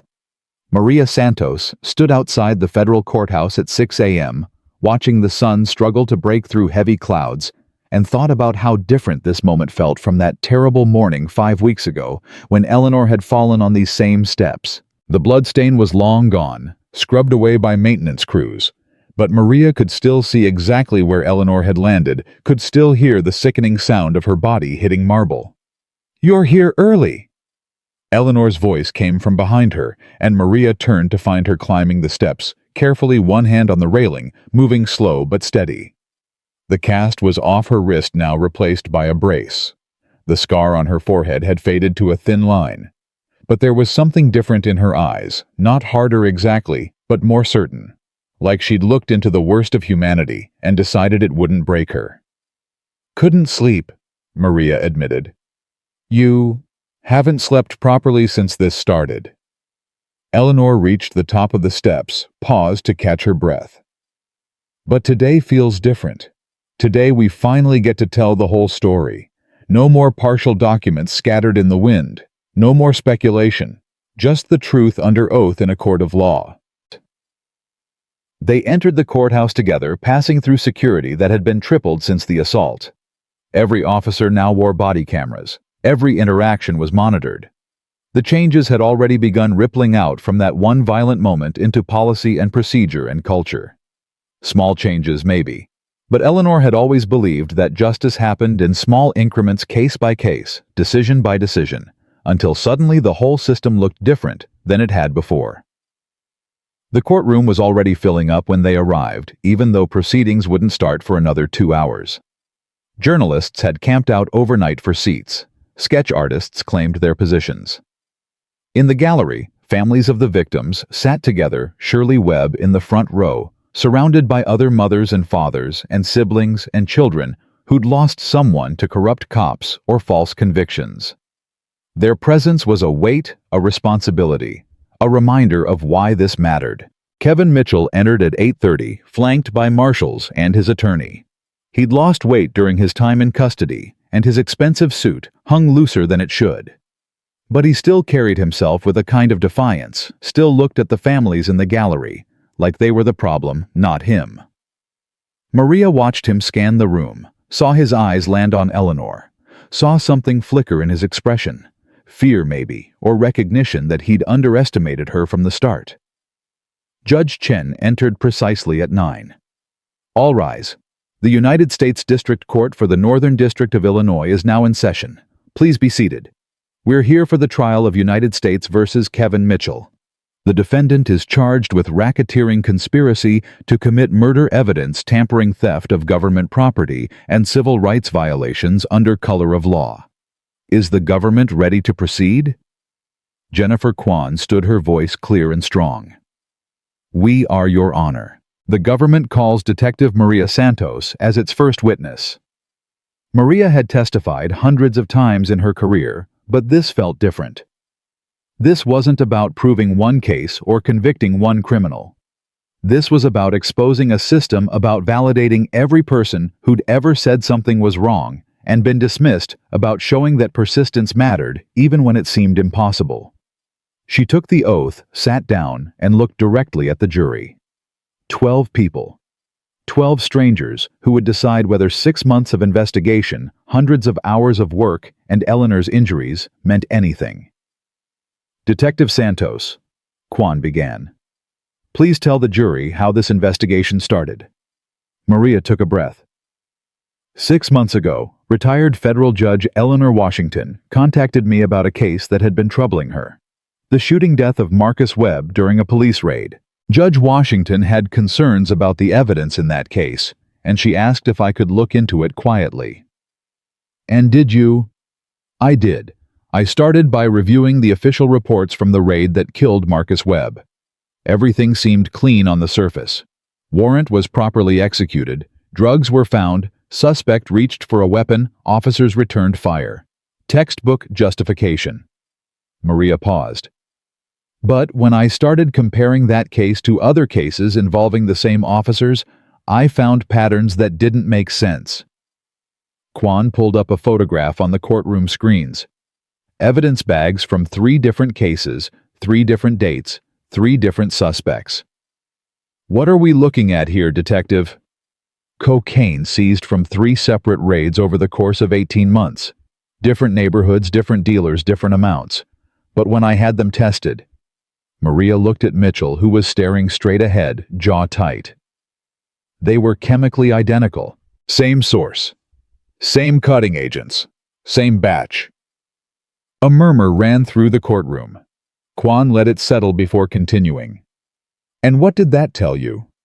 That someone was recycling evidence, using the same drugs over and over to justify raids and arrests. Plant it at a scene, discover it during the search, confiscate it as evidence, then use it again somewhere else. Maria's voice was steady. It's not just corrupt. It's lazy corruption. They did it so often they didn't even bother getting fresh product. Who led the raids where this recycled evidence was found? Officer James Patterson conducted all 3 raids. His sergeant was Kevin Mitchell. Maria looked directly at the jury. And every single evidence log was signed off by Mitchell, indicating he reviewed and approved the chain of custody. Mitchell's lawyer objected, arguing that signing evidence logs didn't prove knowledge of tampering. Judge Chen overruled, and Kwan continued building her case piece by piece. Phone records showing Mitchell calling Patterson minutes before raids. Financial records showing deposits to Mitchell's accounts that corresponded with evidence thefts. Text messages between Mitchell and other officers using coded language about packages and deliveries that made no sense for legitimate police work, but made perfect sense for criminal conspiracy. I'm going to show you a text message sent from Kevin Mitchell's phone to Sarah Mitchell on March 14th, the day before Marcus Webb was killed, Kwan said, pulling up the message on screen. It reads, Patterson handles the Webb situation tomorrow. Make sure evidence room is clean for delivery. Detective Santos, what does evidence room is clean mean? It means Sarah Mitchell, who worked in the evidence processing unit, needed to make sure there were no witnesses or cameras recording when planted drugs were checked in as legitimate seizures. Maria's voice was cold. Kevin Mitchell was giving his sister instructions on how to facilitate evidence tampering in connection with Marcus Webb's murder. The testimony continued for 3 hours. Maria walked the jury through every step of the investigation, every piece of evidence, every connection in the web that Mitchell had built. By lunch recess, several jurors were taking extensive notes, and Mitchell's confident facade had cracked considerably. Eleanor testified that afternoon. She moved slowly to the witness stand, and Maria saw several jurors react to her visible injuries, to the brace on her wrist, to the way she still moved carefully, like someone who remembered falling and wanted to make sure it never happened again. "Judge Washington," Quan said respectfully, "how did you become involved in this investigation?" "A woman named Shirley Webb came to my home." Eleanor's voice carried through the courtroom with the authority of 40 years on the bench. Her son had been killed in a police raid, and she believed something wasn't right about the official story. She asked me to look at the case file, so I did. "And what did you find?" "Inconsistencies, timeline issues, evidence that didn't match the scene photos. Small things individually, but together they formed a pattern." Eleanor looked at the jury. "I've been a judge for a long time. I've seen thousands of cases. You develop an instinct for when something doesn't add up. Marcus Webb's case didn't add up." Quan walked Eleanor through her investigation, through her decision to bring in Maria, through months of careful documentation. Then she pulled up the video, the one everyone had seen, the one that had started this whole public reckoning. "Judge Washington, I need to show you something. I apologize in advance." Quan pressed play. The courtroom fell silent as the video played on the large screen. Eleanor climbing the steps, moving slowly. Thompson approaching her. The verbal exchange they couldn't quite hear. Thompson's hands on her shoulder. The shove. The fall. Eleanor's body tumbling down the steps as papers exploded into the air. The blood. The shocked faces of witnesses. Maria watched Eleanor's face as she relived it. Saw her flinch when Thompson made contact. Saw her hand unconsciously move to her wrist. But Eleanor didn't look away, didn't ask them to stop the video. She watched herself fall and get back up again. Watched herself gather her papers while bleeding. Watched herself tell Thompson exactly who she was. "Judge Washington," Quan said quietly after the video ended. "What were you carrying that morning?" "Federal indictments against 23 Chicago police officers, including Kevin Mitchell and Derek Thompson. 6 months of evidence. Proof of systematic corruption." Eleanor's voice was steady, despite what they'd just watched. "I was delivering them to the U.S. Attorney's Office for formal filing." "And did Derek Thompson know who you were when he pushed you?" "No. He called me Grandma. He saw an elderly black woman moving too slowly for his convenience, and he used violence to remove the obstacle." Eleanor looked directly at Mitchell. That casual brutality, that assumption of power without consequence, that's what enabled everything Sergeant Mitchell built. When officers believe they're above accountability, when they believe certain people don't matter, corruption isn't an aberration. It's inevitable. Mitchell's lawyer didn't cross-examine Eleanor. Smart choice. Attacking a 70-year-old federal judge who'd been assaulted while trying to expose corruption wasn't going to win sympathy from anyone. The next week was a parade of devastating testimony. Linda Patterson, James Patterson's wife, described finding the drugs and money hidden in their garage. "I confronted him that night, asked him where it came from. He said it was none of my business, that I should be grateful we could pay our mortgage." Her voice broke. "I told him I didn't want blood money. He said all money was blood money if you looked hard enough." Officer Sarah Mitchell sobbed through her testimony, describing how her brother had recruited her into the scheme. "Kevin said Mom's cancer treatments were bankrupting us, said we deserved this money more than drug dealers, made it sound noble, like we were taking from bad people to help good people." She looked at the families in the gallery. "But we were the bad people. I see that now." Jennifer Morrison, the officer who'd barricaded herself in her apartment, testified about the culture Mitchell had created. "He made it seem normal, like everyone was doing it. Like if you weren't taking opportunities, you were stupid. And if you questioned him..." She paused. He made it clear that questioning was dangerous. For your career, for your safety, maybe for your life. Did Sergeant Mitchell ever explicitly threaten you? Quan asked. He didn't have to be explicit. He'd tell stories about officers who'd tried to report corruption, how their careers ended, how they had accidents, or their families got targeted. He never said he'd do those things. But the message was clear: stay quiet or face consequences. The defense tried to argue that Mitchell was being scapegoated, that he was just one officer among many, that the real criminals were Patterson and Thompson, and the others who'd actually planted evidence and stolen money. But the financial records told a different story. Every theft, every planted evidence case, every false arrest flowed money up to Mitchell. He'd taken a percentage of everything, run the operation like a business, kept meticulous records, because he'd never imagined anyone would have the courage to look. On the 8th day of trial, Quan called Marcus Webb's forensic pathologist to the stand. Dr. Catherine Lynn had reviewed Marcus's autopsy after the investigation began, and her findings were damning. The official report stated Marcus Webb was shot while reaching for a weapon, Dr. Lynn testified. But the bullet trajectories don't support that narrative. All 3 shots entered from slightly above, consistent with Marcus being on the ground, possibly already down from the first shot. The angles are wrong for someone standing and reaching. What does that tell you, Doctor? That Marcus Webb was executed, not killed, in self-defense. And the weapon supposedly found in his hand was placed there after death. Dr. Lynn's voice was clinical, detached, but her words landed like bombs. Someone murdered this young man and staged the scene to justify it. Shirley Webb made a sound, not quite a cry, not quite a gasp, something in between grief and vindication. Eleanor reached across and took her hand, and Maria saw Shirley grip it like a lifeline. The trial lasted 3 weeks. Every day brought new evidence, new witnesses, new revelations about how deep the corruption ran. Mitchell's defense crumbled under the weight of documentation, of testimony, of the careful, methodical case that Eleanor and Maria had built brick by brick. By the time closing arguments arrived, even Mitchell's lawyer looked defeated. "Ladies and gentlemen of the jury," Quan said in her closing statement, "over the past 3 weeks you've heard overwhelming evidence of a criminal enterprise operating within the Chicago Police Department. You've heard from officers who participated in it.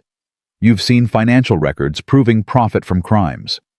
You've watched video of Sergeant Mitchell's subordinate assaulting the very judge who was trying to expose this conspiracy.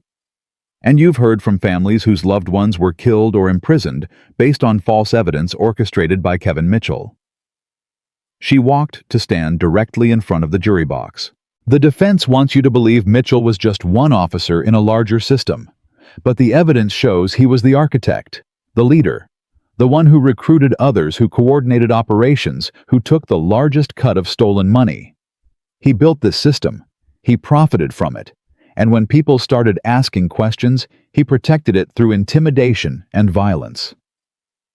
Quan paused.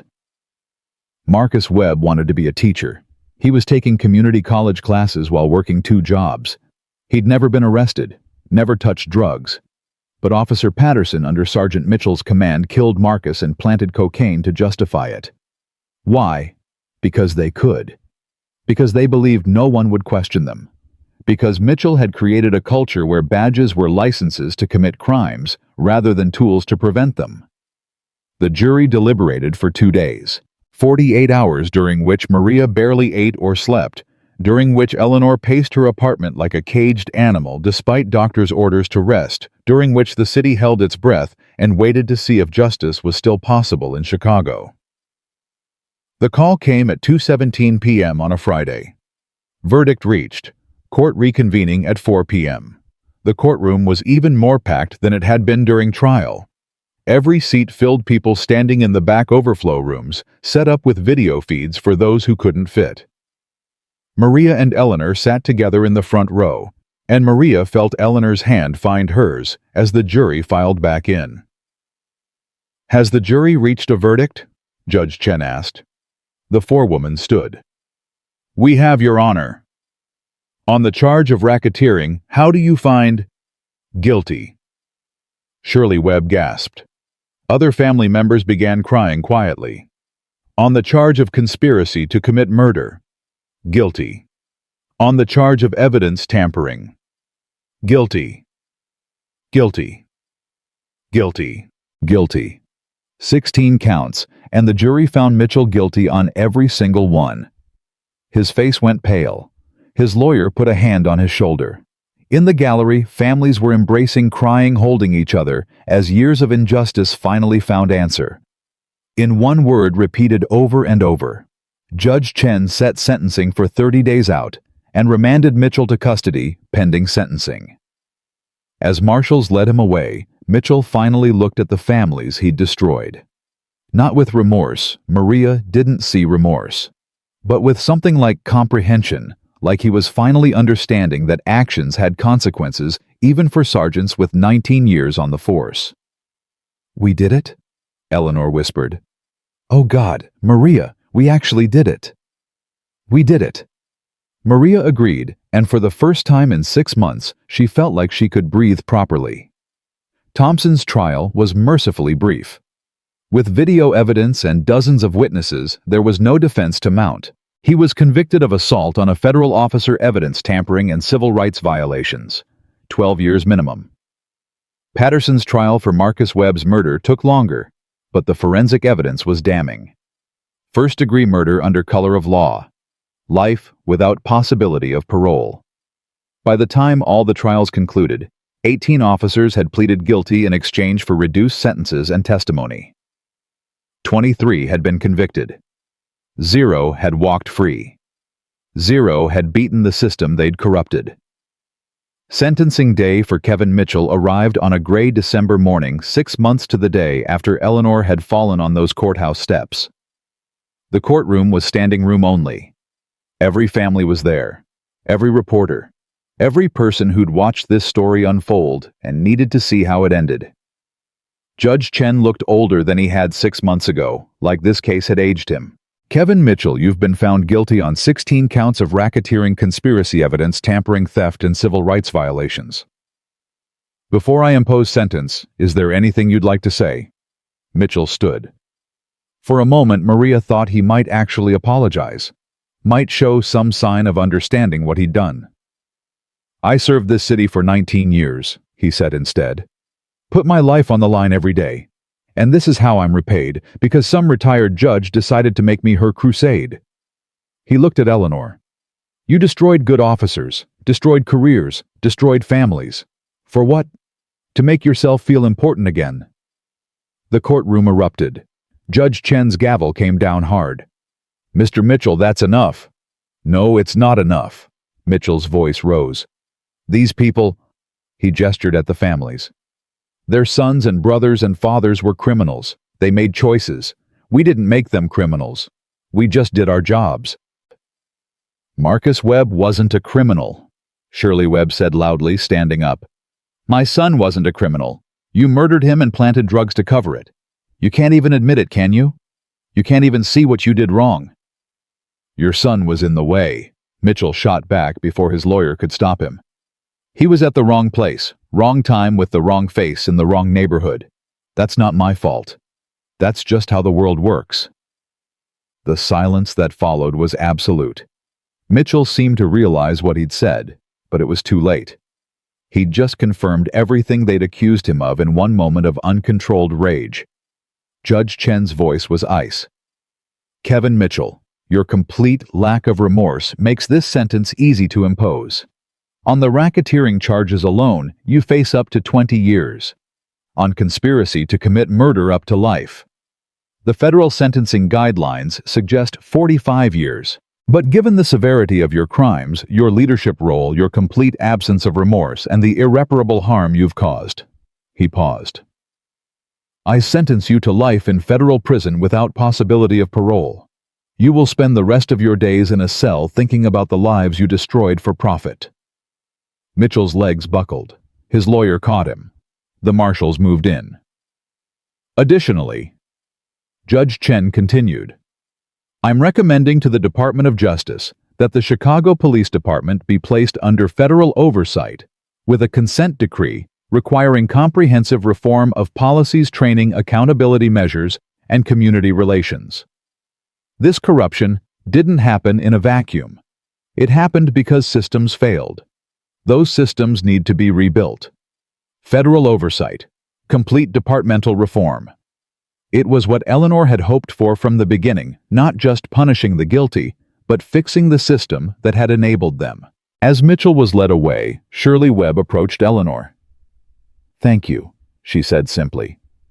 "Thank you for believing me. Thank you for my son's name back." Eleanor embraced her, carefully mindful of her still healing ribs. Marcus was innocent. Everyone knows it now. Everyone will remember him for who he really was. The press conference afterward was massive. Every outlet, every camera. Eleanor stood at the podium with Maria beside her, and for the first time in 6 months, she smiled. "6 months ago, Shirley Webb asked me to look at her son's case," Eleanor said. She believed he was innocent. She was right. That simple act, a mother refusing to accept injustice, changed everything. It exposed a criminal network. It freed 73 wrongly convicted people. It brought 23 corrupt officers to justice. And it showed that no one, not even those sworn to uphold the law, is above accountability. A reporter called out, "Judge Washington, Officer Thompson shoved you down those steps because you were carrying evidence against him. Do you have any message for other officers who might be considering corruption?" Eleanor's expression hardened. "I have a simple message. We're watching. Citizens are watching. Journalists are watching. Good officers are watching. And if you think you can hide behind a badge while committing crimes, understand that eventually, maybe not today, maybe not this year, but eventually someone will look. Someone will question. Someone will refuse to accept the official story. And when that happens, everything you've built will come crashing down." She paused. "Corruption requires darkness. We just turned on all the lights." The reforms came swiftly after that. The Department of Justice announced a comprehensive investigation, not just of the 23 convicted officers, but of the entire Chicago Police Department structure. Training protocols, accountability measures, community oversight. Body cameras became mandatory. Evidence procedures were overhauled. Officers who'd looked the other way or known something was wrong but stayed quiet faced their own reckonings.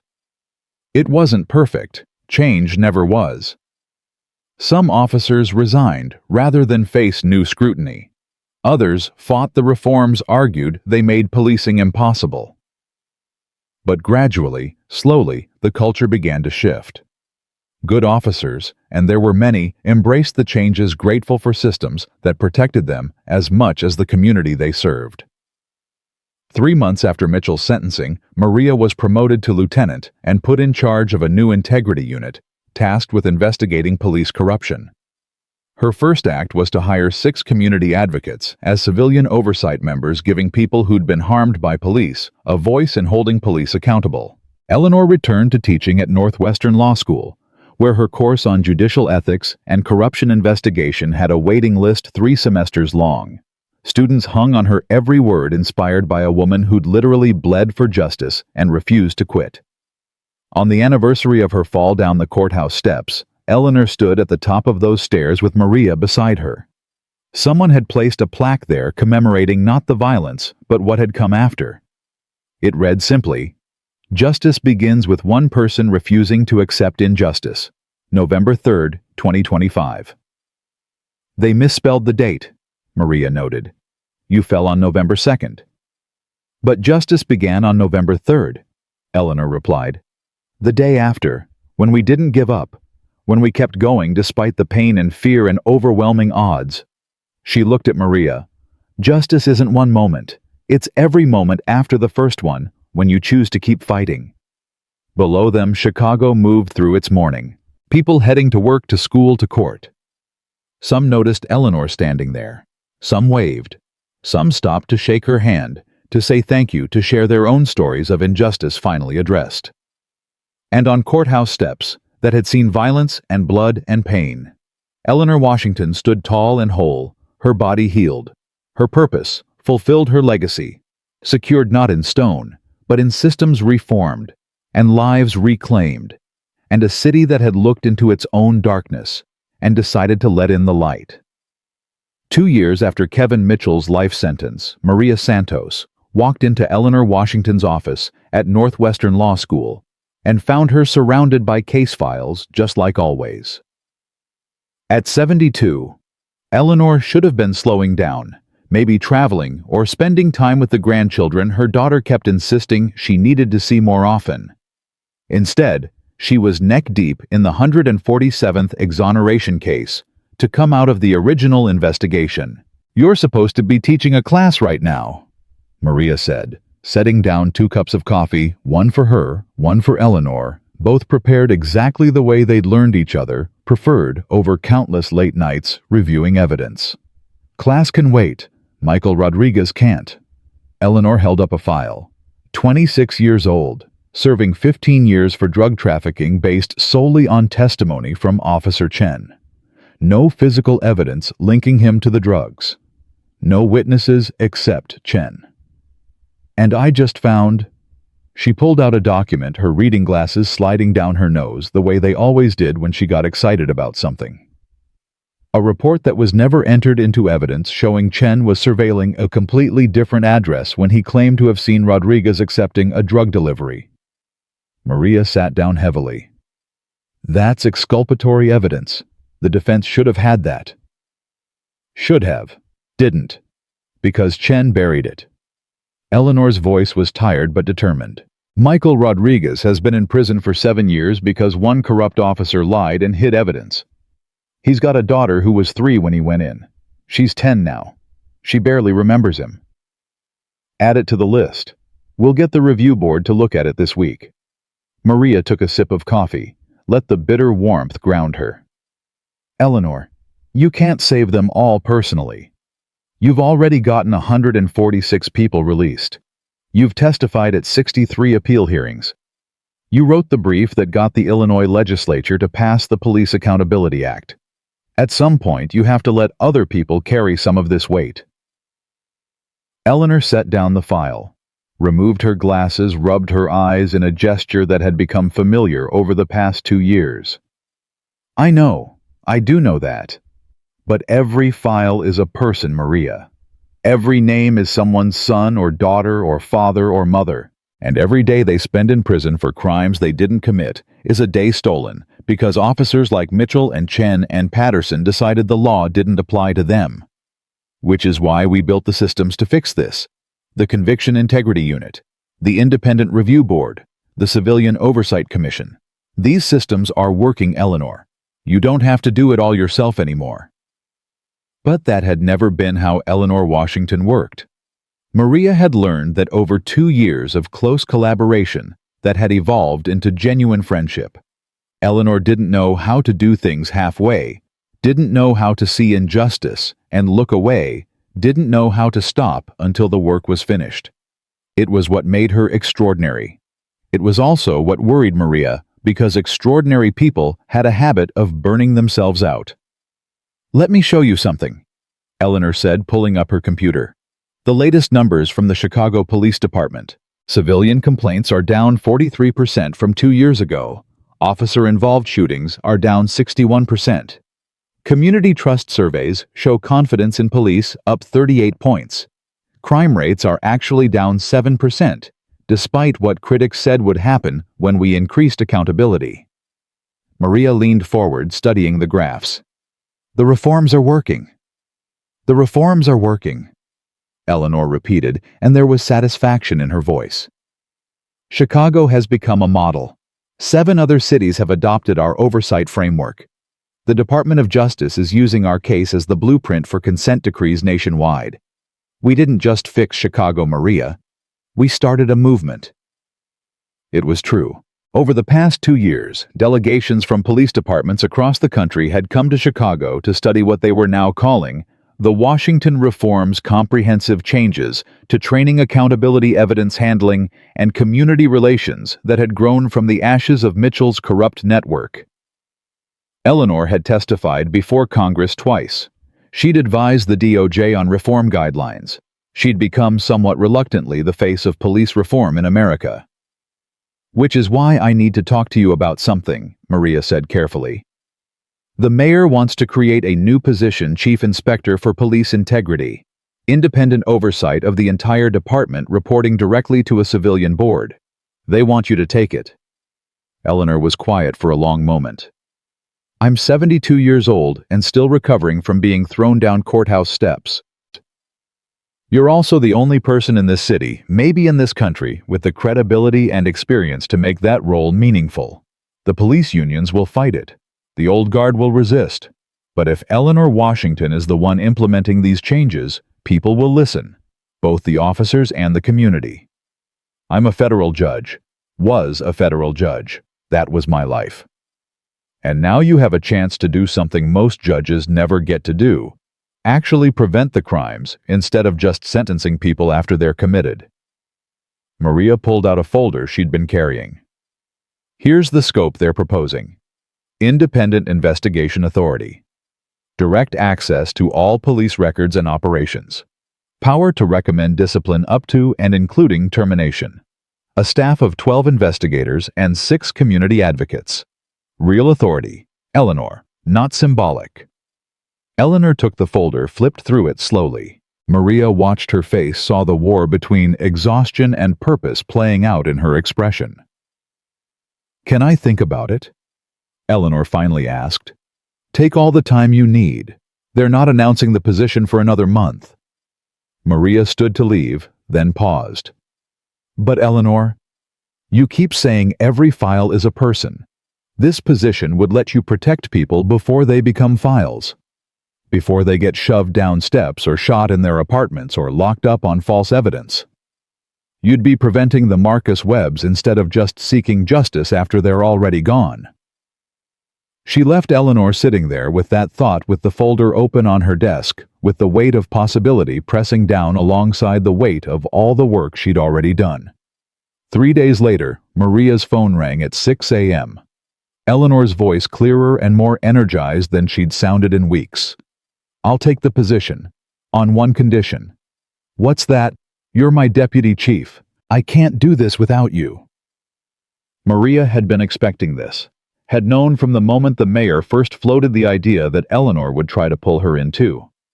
"I just made lieutenant. I'm running the integrity unit. I'm finally in a position where I can make real changes from inside the department. And you'd be making even more changes with me. Maria, we're good together. We balance each other. I need your knowledge of how the department actually works, your relationships with good officers who want to see reform succeed, your ability to translate my idealism into practical policy." Eleanor paused. "And honestly, I need someone I trust absolutely. Someone who won't be intimidated or bought or convinced to look the other way. That's you." Maria closed her eyes. Thought about her career trajectory, about the promise she'd made to herself to climb the ranks and change things from within. Thought about how far she'd already come with Eleanor, how much they'd accomplished together. Thought about the fact that real change required people willing to step outside traditional paths. "Okay," she said. "Okay, let's do this." The announcement came 3 weeks later. Eleanor Washington appointed as Chicago's first chief inspector for police integrity, with Detective Lieutenant Maria Santos as her deputy. The reaction was predictably split. Reform advocates celebrated. The police union issued a statement calling it an attack on hardworking officers. Editorial pages debated whether a 72-year-old retired judge was the right person for the job. And on social media, "Justice for Judge Washington" trended again as people remembered why this mattered. Remembered the video of her falling. Remembered what she'd exposed and what she'd survived. Eleanor's first day in the new office, a suite in City Hall with windows overlooking the city she was trying to fix, began with a meeting with the officers' union president. Tom Callahan was 58, built like a linebacker, and had spent 32 years on the force. He'd opposed the reforms from day one, argued they tied officers' hands and made the job impossible. "Judge Washington," he said, not offering to shake hands. "I want to be clear about something.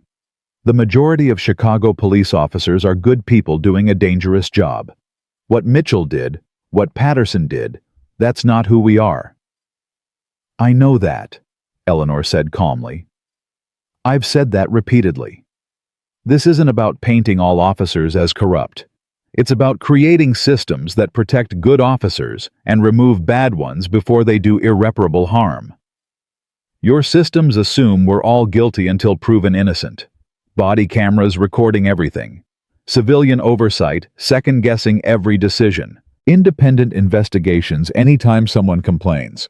You're treating us like criminals. I'm treating you like public servants with extraordinary power who need extraordinary accountability. Eleanor leaned forward. Mr. Callahan, officers carry guns. You can deprive people of freedom. You can use force, including lethal force.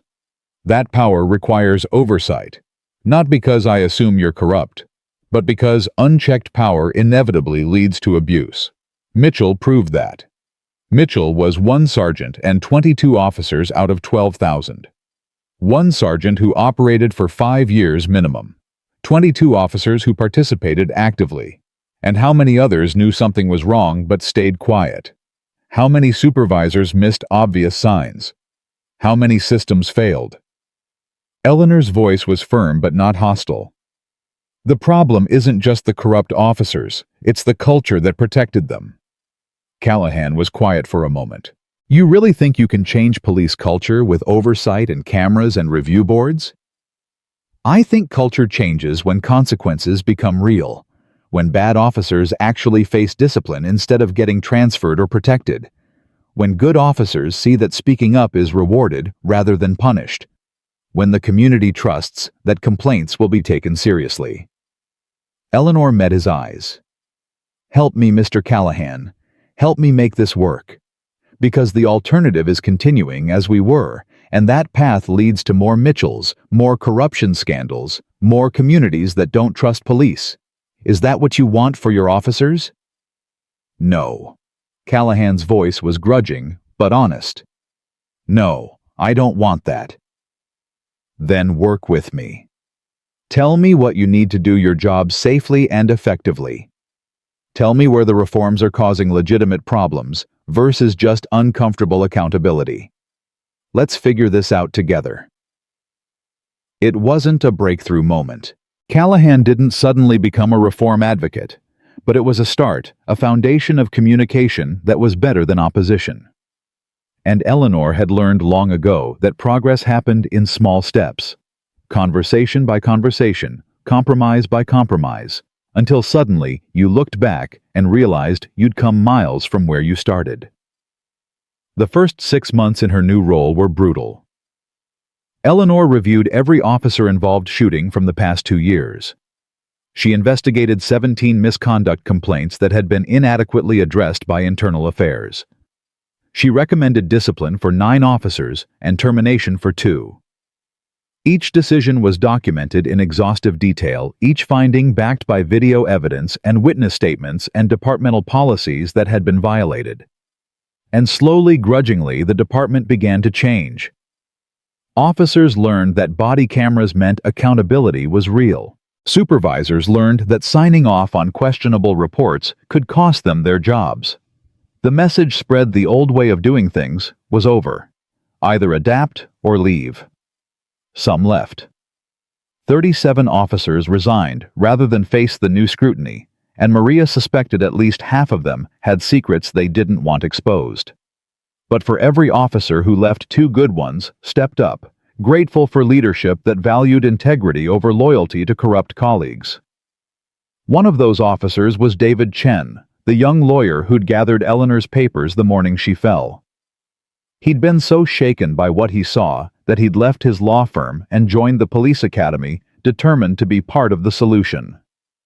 Now, he was a rookie officer assigned to a neighborhood that had been terrorized by some of Mitchell's crew trying to rebuild trust one interaction at a time. It's hard, he told Eleanor during a ride-along she insisted on taking to understand street-level policing. People see the uniform and they see Mitchell, Patterson, Thompson. They see corruption. They see violence. They don't see me. So you show them. Eleanor said. Every day, every interaction, you show them that the uniform can mean protection instead of threat, that officers can be trustworthy, that the system can work. It takes time, David. Trust is built slowly and destroyed quickly. But it can be rebuilt. She watched him respond to a domestic disturbance call later that day. Watched him de-escalate a volatile situation with patience and empathy instead of aggression. Watched him connect with a scared kid in a way that might prevent that kid from making choices that led to Mitchell's crosshairs. This was what good policing looked like. This was what she was trying to protect and promote. By the end of the first year, Eleanor's office had reviewed 463 cases, recommended 212 policy changes, overseen the exoneration of 93 more wrongly convicted people, and established a community advisory board that gave citizens direct input into police practices. The transformation wasn't complete. Culture change took years, maybe generations, but it was undeniable. The Washington reforms became national news again when Baltimore, Philadelphia, and Los Angeles all adopted versions of Chicago's oversight model. Eleanor testified before 3 different state legislatures. She gave the keynote speech at the National Police Chiefs Convention, standing before hundreds of law enforcement leaders and telling them that accountability wasn't the enemy of good policing, it was the foundation. "Some of you think I'm anti-police," she said, looking out at the sea of uniforms. "I'm not. I'm pro-justice. And justice requires that those of us with power, judges, prosecutors, and especially police officers, be held to the highest standards. Not because we're bad people, but because we have the ability to do enormous harm if we're not constantly checking ourselves." The speech was met with mixed reactions, but Maria noticed something important. The officers who approached Eleanor afterwards weren't all hostile. Some thanked her. Some asked for advice on implementing reforms in their own departments. Some shared stories of corruption they'd witnessed and hadn't known how to address. The conversation was changing. Shirley Webb came to visit Eleanor's office 14 months after Mitchell's conviction. She looked different than she had in the courtroom, not because the grief was gone, but because it had evolved into something else. Purpose, maybe. Peace. "I'm starting a foundation," Shirley said, "for families of people killed in questionable police shootings, to help them navigate the system, to help them investigate, to help them find people like you who'll believe them when everyone else says their loved ones deserved it." Eleanor felt tears prick her eyes. "Shirley, that's wonderful. What do you need from me?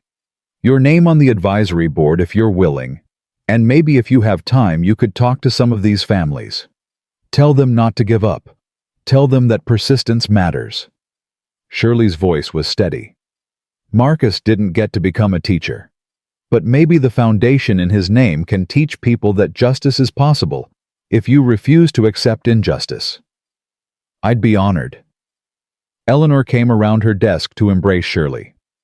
"Your son would be so proud of you." "I hope so." Shirley pulled back, wiped her eyes. "You know what helps. Knowing his name is clear. Knowing everyone understands he was innocent. You gave me that Judge Washington. You gave me back my son's reputation. I'll spend the rest of my life making sure other families get the same." The Marcus Webb Foundation launched 3 months later with Eleanor as keynote speaker at the fundraiser. They raised $400,000 that night, enough to hire 2 full-time investigators and a civil rights attorney. Within 6 months, they were helping 11 families across Illinois navigate police misconduct investigations. The ripple effects continued spreading. As Eleanor approached her 2nd anniversary in the chief inspector role, the mayor called her into his office. Mayor James Rodriguez had been elected on a reform platform after the corruption scandal broke, and he'd been one of Eleanor's strongest supporters. But today, he looked troubled. "We have a problem," Rodriguez said without preamble. "The state legislature is considering a bill that would eliminate independent oversight positions like yours. Make police accountability internal again. The police unions are pushing it hard, arguing that civilian oversight is inefficient and undermines law enforcement." Eleanor felt cold. If that passes, everything we've built disappears. Chicago could keep the position voluntarily, but other cities would kill their programs immediately. And even here, political pressure would make your job impossible. Rodriguez leaned back in his chair. I need you to testify. State Capitol next week. Make them understand what's at stake. The Capitol building in Springfield was nothing like the Chicago courthouse where this had all started, but Eleanor felt the same determination as she climbed its steps carefully, always carefully. Now her body still remembering what falling felt like. Maria walked beside her along with Shirley Webb officer David Chen and 12 other people whose lives had been changed by the reforms. The legislative hearing room was packed. Police union representatives filled one side. Reform advocates filled the other. Television cameras captured everything. And Eleanor Washington, now 73 years old with a fading scar on her forehead, sat at the witness table and prepared to fight one more battle. Judge Washington, the committee chairman said, you have 15 minutes to present your testimony. Eleanor didn't need 15 minutes. She needed 5.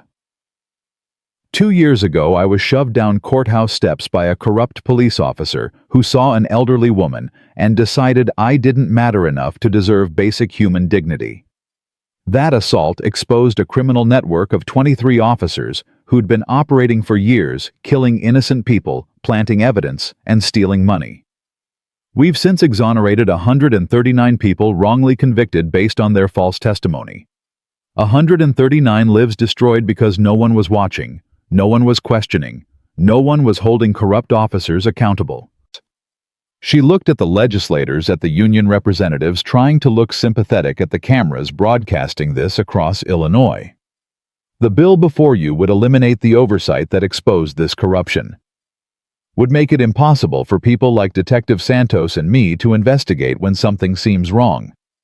Would put power back in the hands of departments that have proven they can't or won't police themselves adequately. Eleanor pulled out a photograph, Marcus Webb's senior picture, the one where he was smiling full of hope and plans and a future that Patterson stole. This young man wanted to be a teacher. He was innocent. He was murdered by a police officer who planted drugs to justify it. Without independent oversight, his mother would have spent the rest of her life believing her son was a drug dealer who got what he deserved. Without independent oversight, Officer Patterson would still be on the streets. Without independent oversight, corruption flourishes in darkness. She set down the photo where everyone could see it. I understand that police officers have a difficult, dangerous job. I understand that most are good people trying to serve their communities. But power without accountability isn't law enforcement. It's tyranny. And if you pass this bill, you're telling corrupt officers that the door is open again, that they just need to wait out the reform moment that eventually we'll all forget and go back to the way things were. Eleanor's voice rose, carrying through the chamber, with the authority of 40 years on the bench. But we won't forget.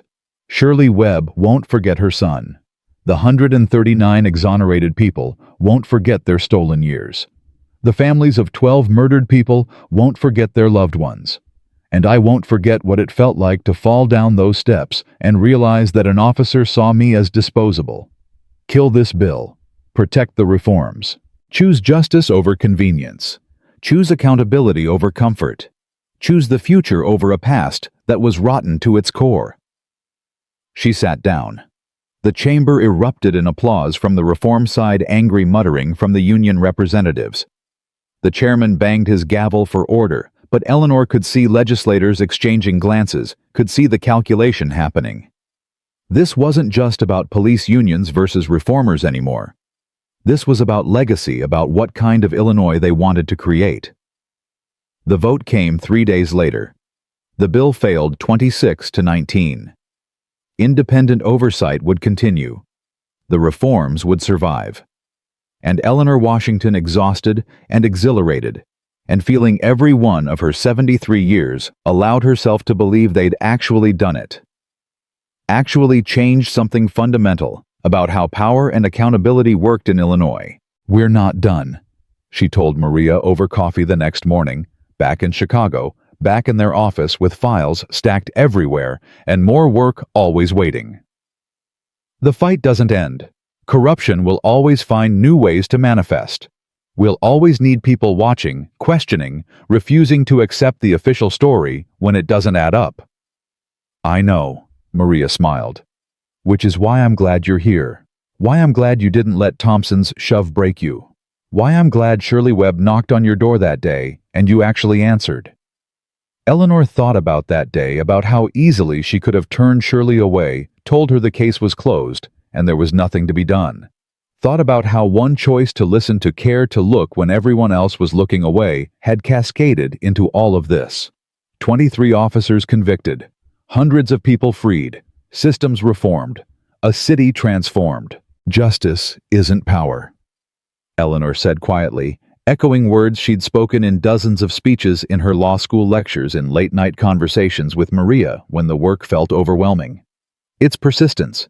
It's refusing to quit when quitting would be easier. It's looking at impossible odds and saying, not today. It's falling down courthouse steps and gathering your papers and getting back up again because the work isn't finished. She stood, walked to the window, looked out at Chicago spread before her. Somewhere in that city, a young person was being stopped by police who wore body cameras now, who were being watched, who knew their actions had consequences. Somewhere, a family was learning their loved one's conviction was being overturned, that innocence had finally been proven. Somewhere, an honest officer was breathing easier because speaking up about corruption wouldn't end their career anymore. And somewhere in classrooms and courtrooms and community meetings across the country, people were watching Chicago's transformation and thinking maybe, just maybe, their city could change too. You know what the best part is? Maria joined Eleanor at the window. We're not the heroes of this story. The system is. The boring, bureaucratic, unglamorous system of oversight and accountability and review boards. We built something that will outlast us, that will protect people we'll never meet from corruption, we'll never personally uncover. That's legacy. Eleanor smiled. The Marcus Webb Foundation got their 4th family exoneration last week. David Chen was promoted to training officer. He's teaching new recruits about ethical policing and community trust. The Civilian Oversight Board just hired 6 new investigators, and 3 of them are from neighborhoods that were targeted by Mitchell's crew. Every day the work continues. Every day more people are protected. Her phone buzzed. Another case file, another request for review, another person who believed something was wrong and was asking Eleanor to look. She'd never retire, Maria realized.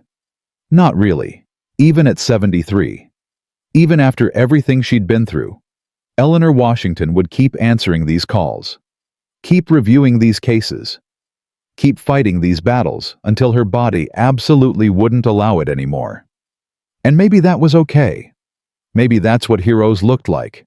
Not people who saved the day once and retired to acclaim, but people who showed up every day, did the work, filed the reports, testified at the hearings, and built systems that made future heroism less necessary.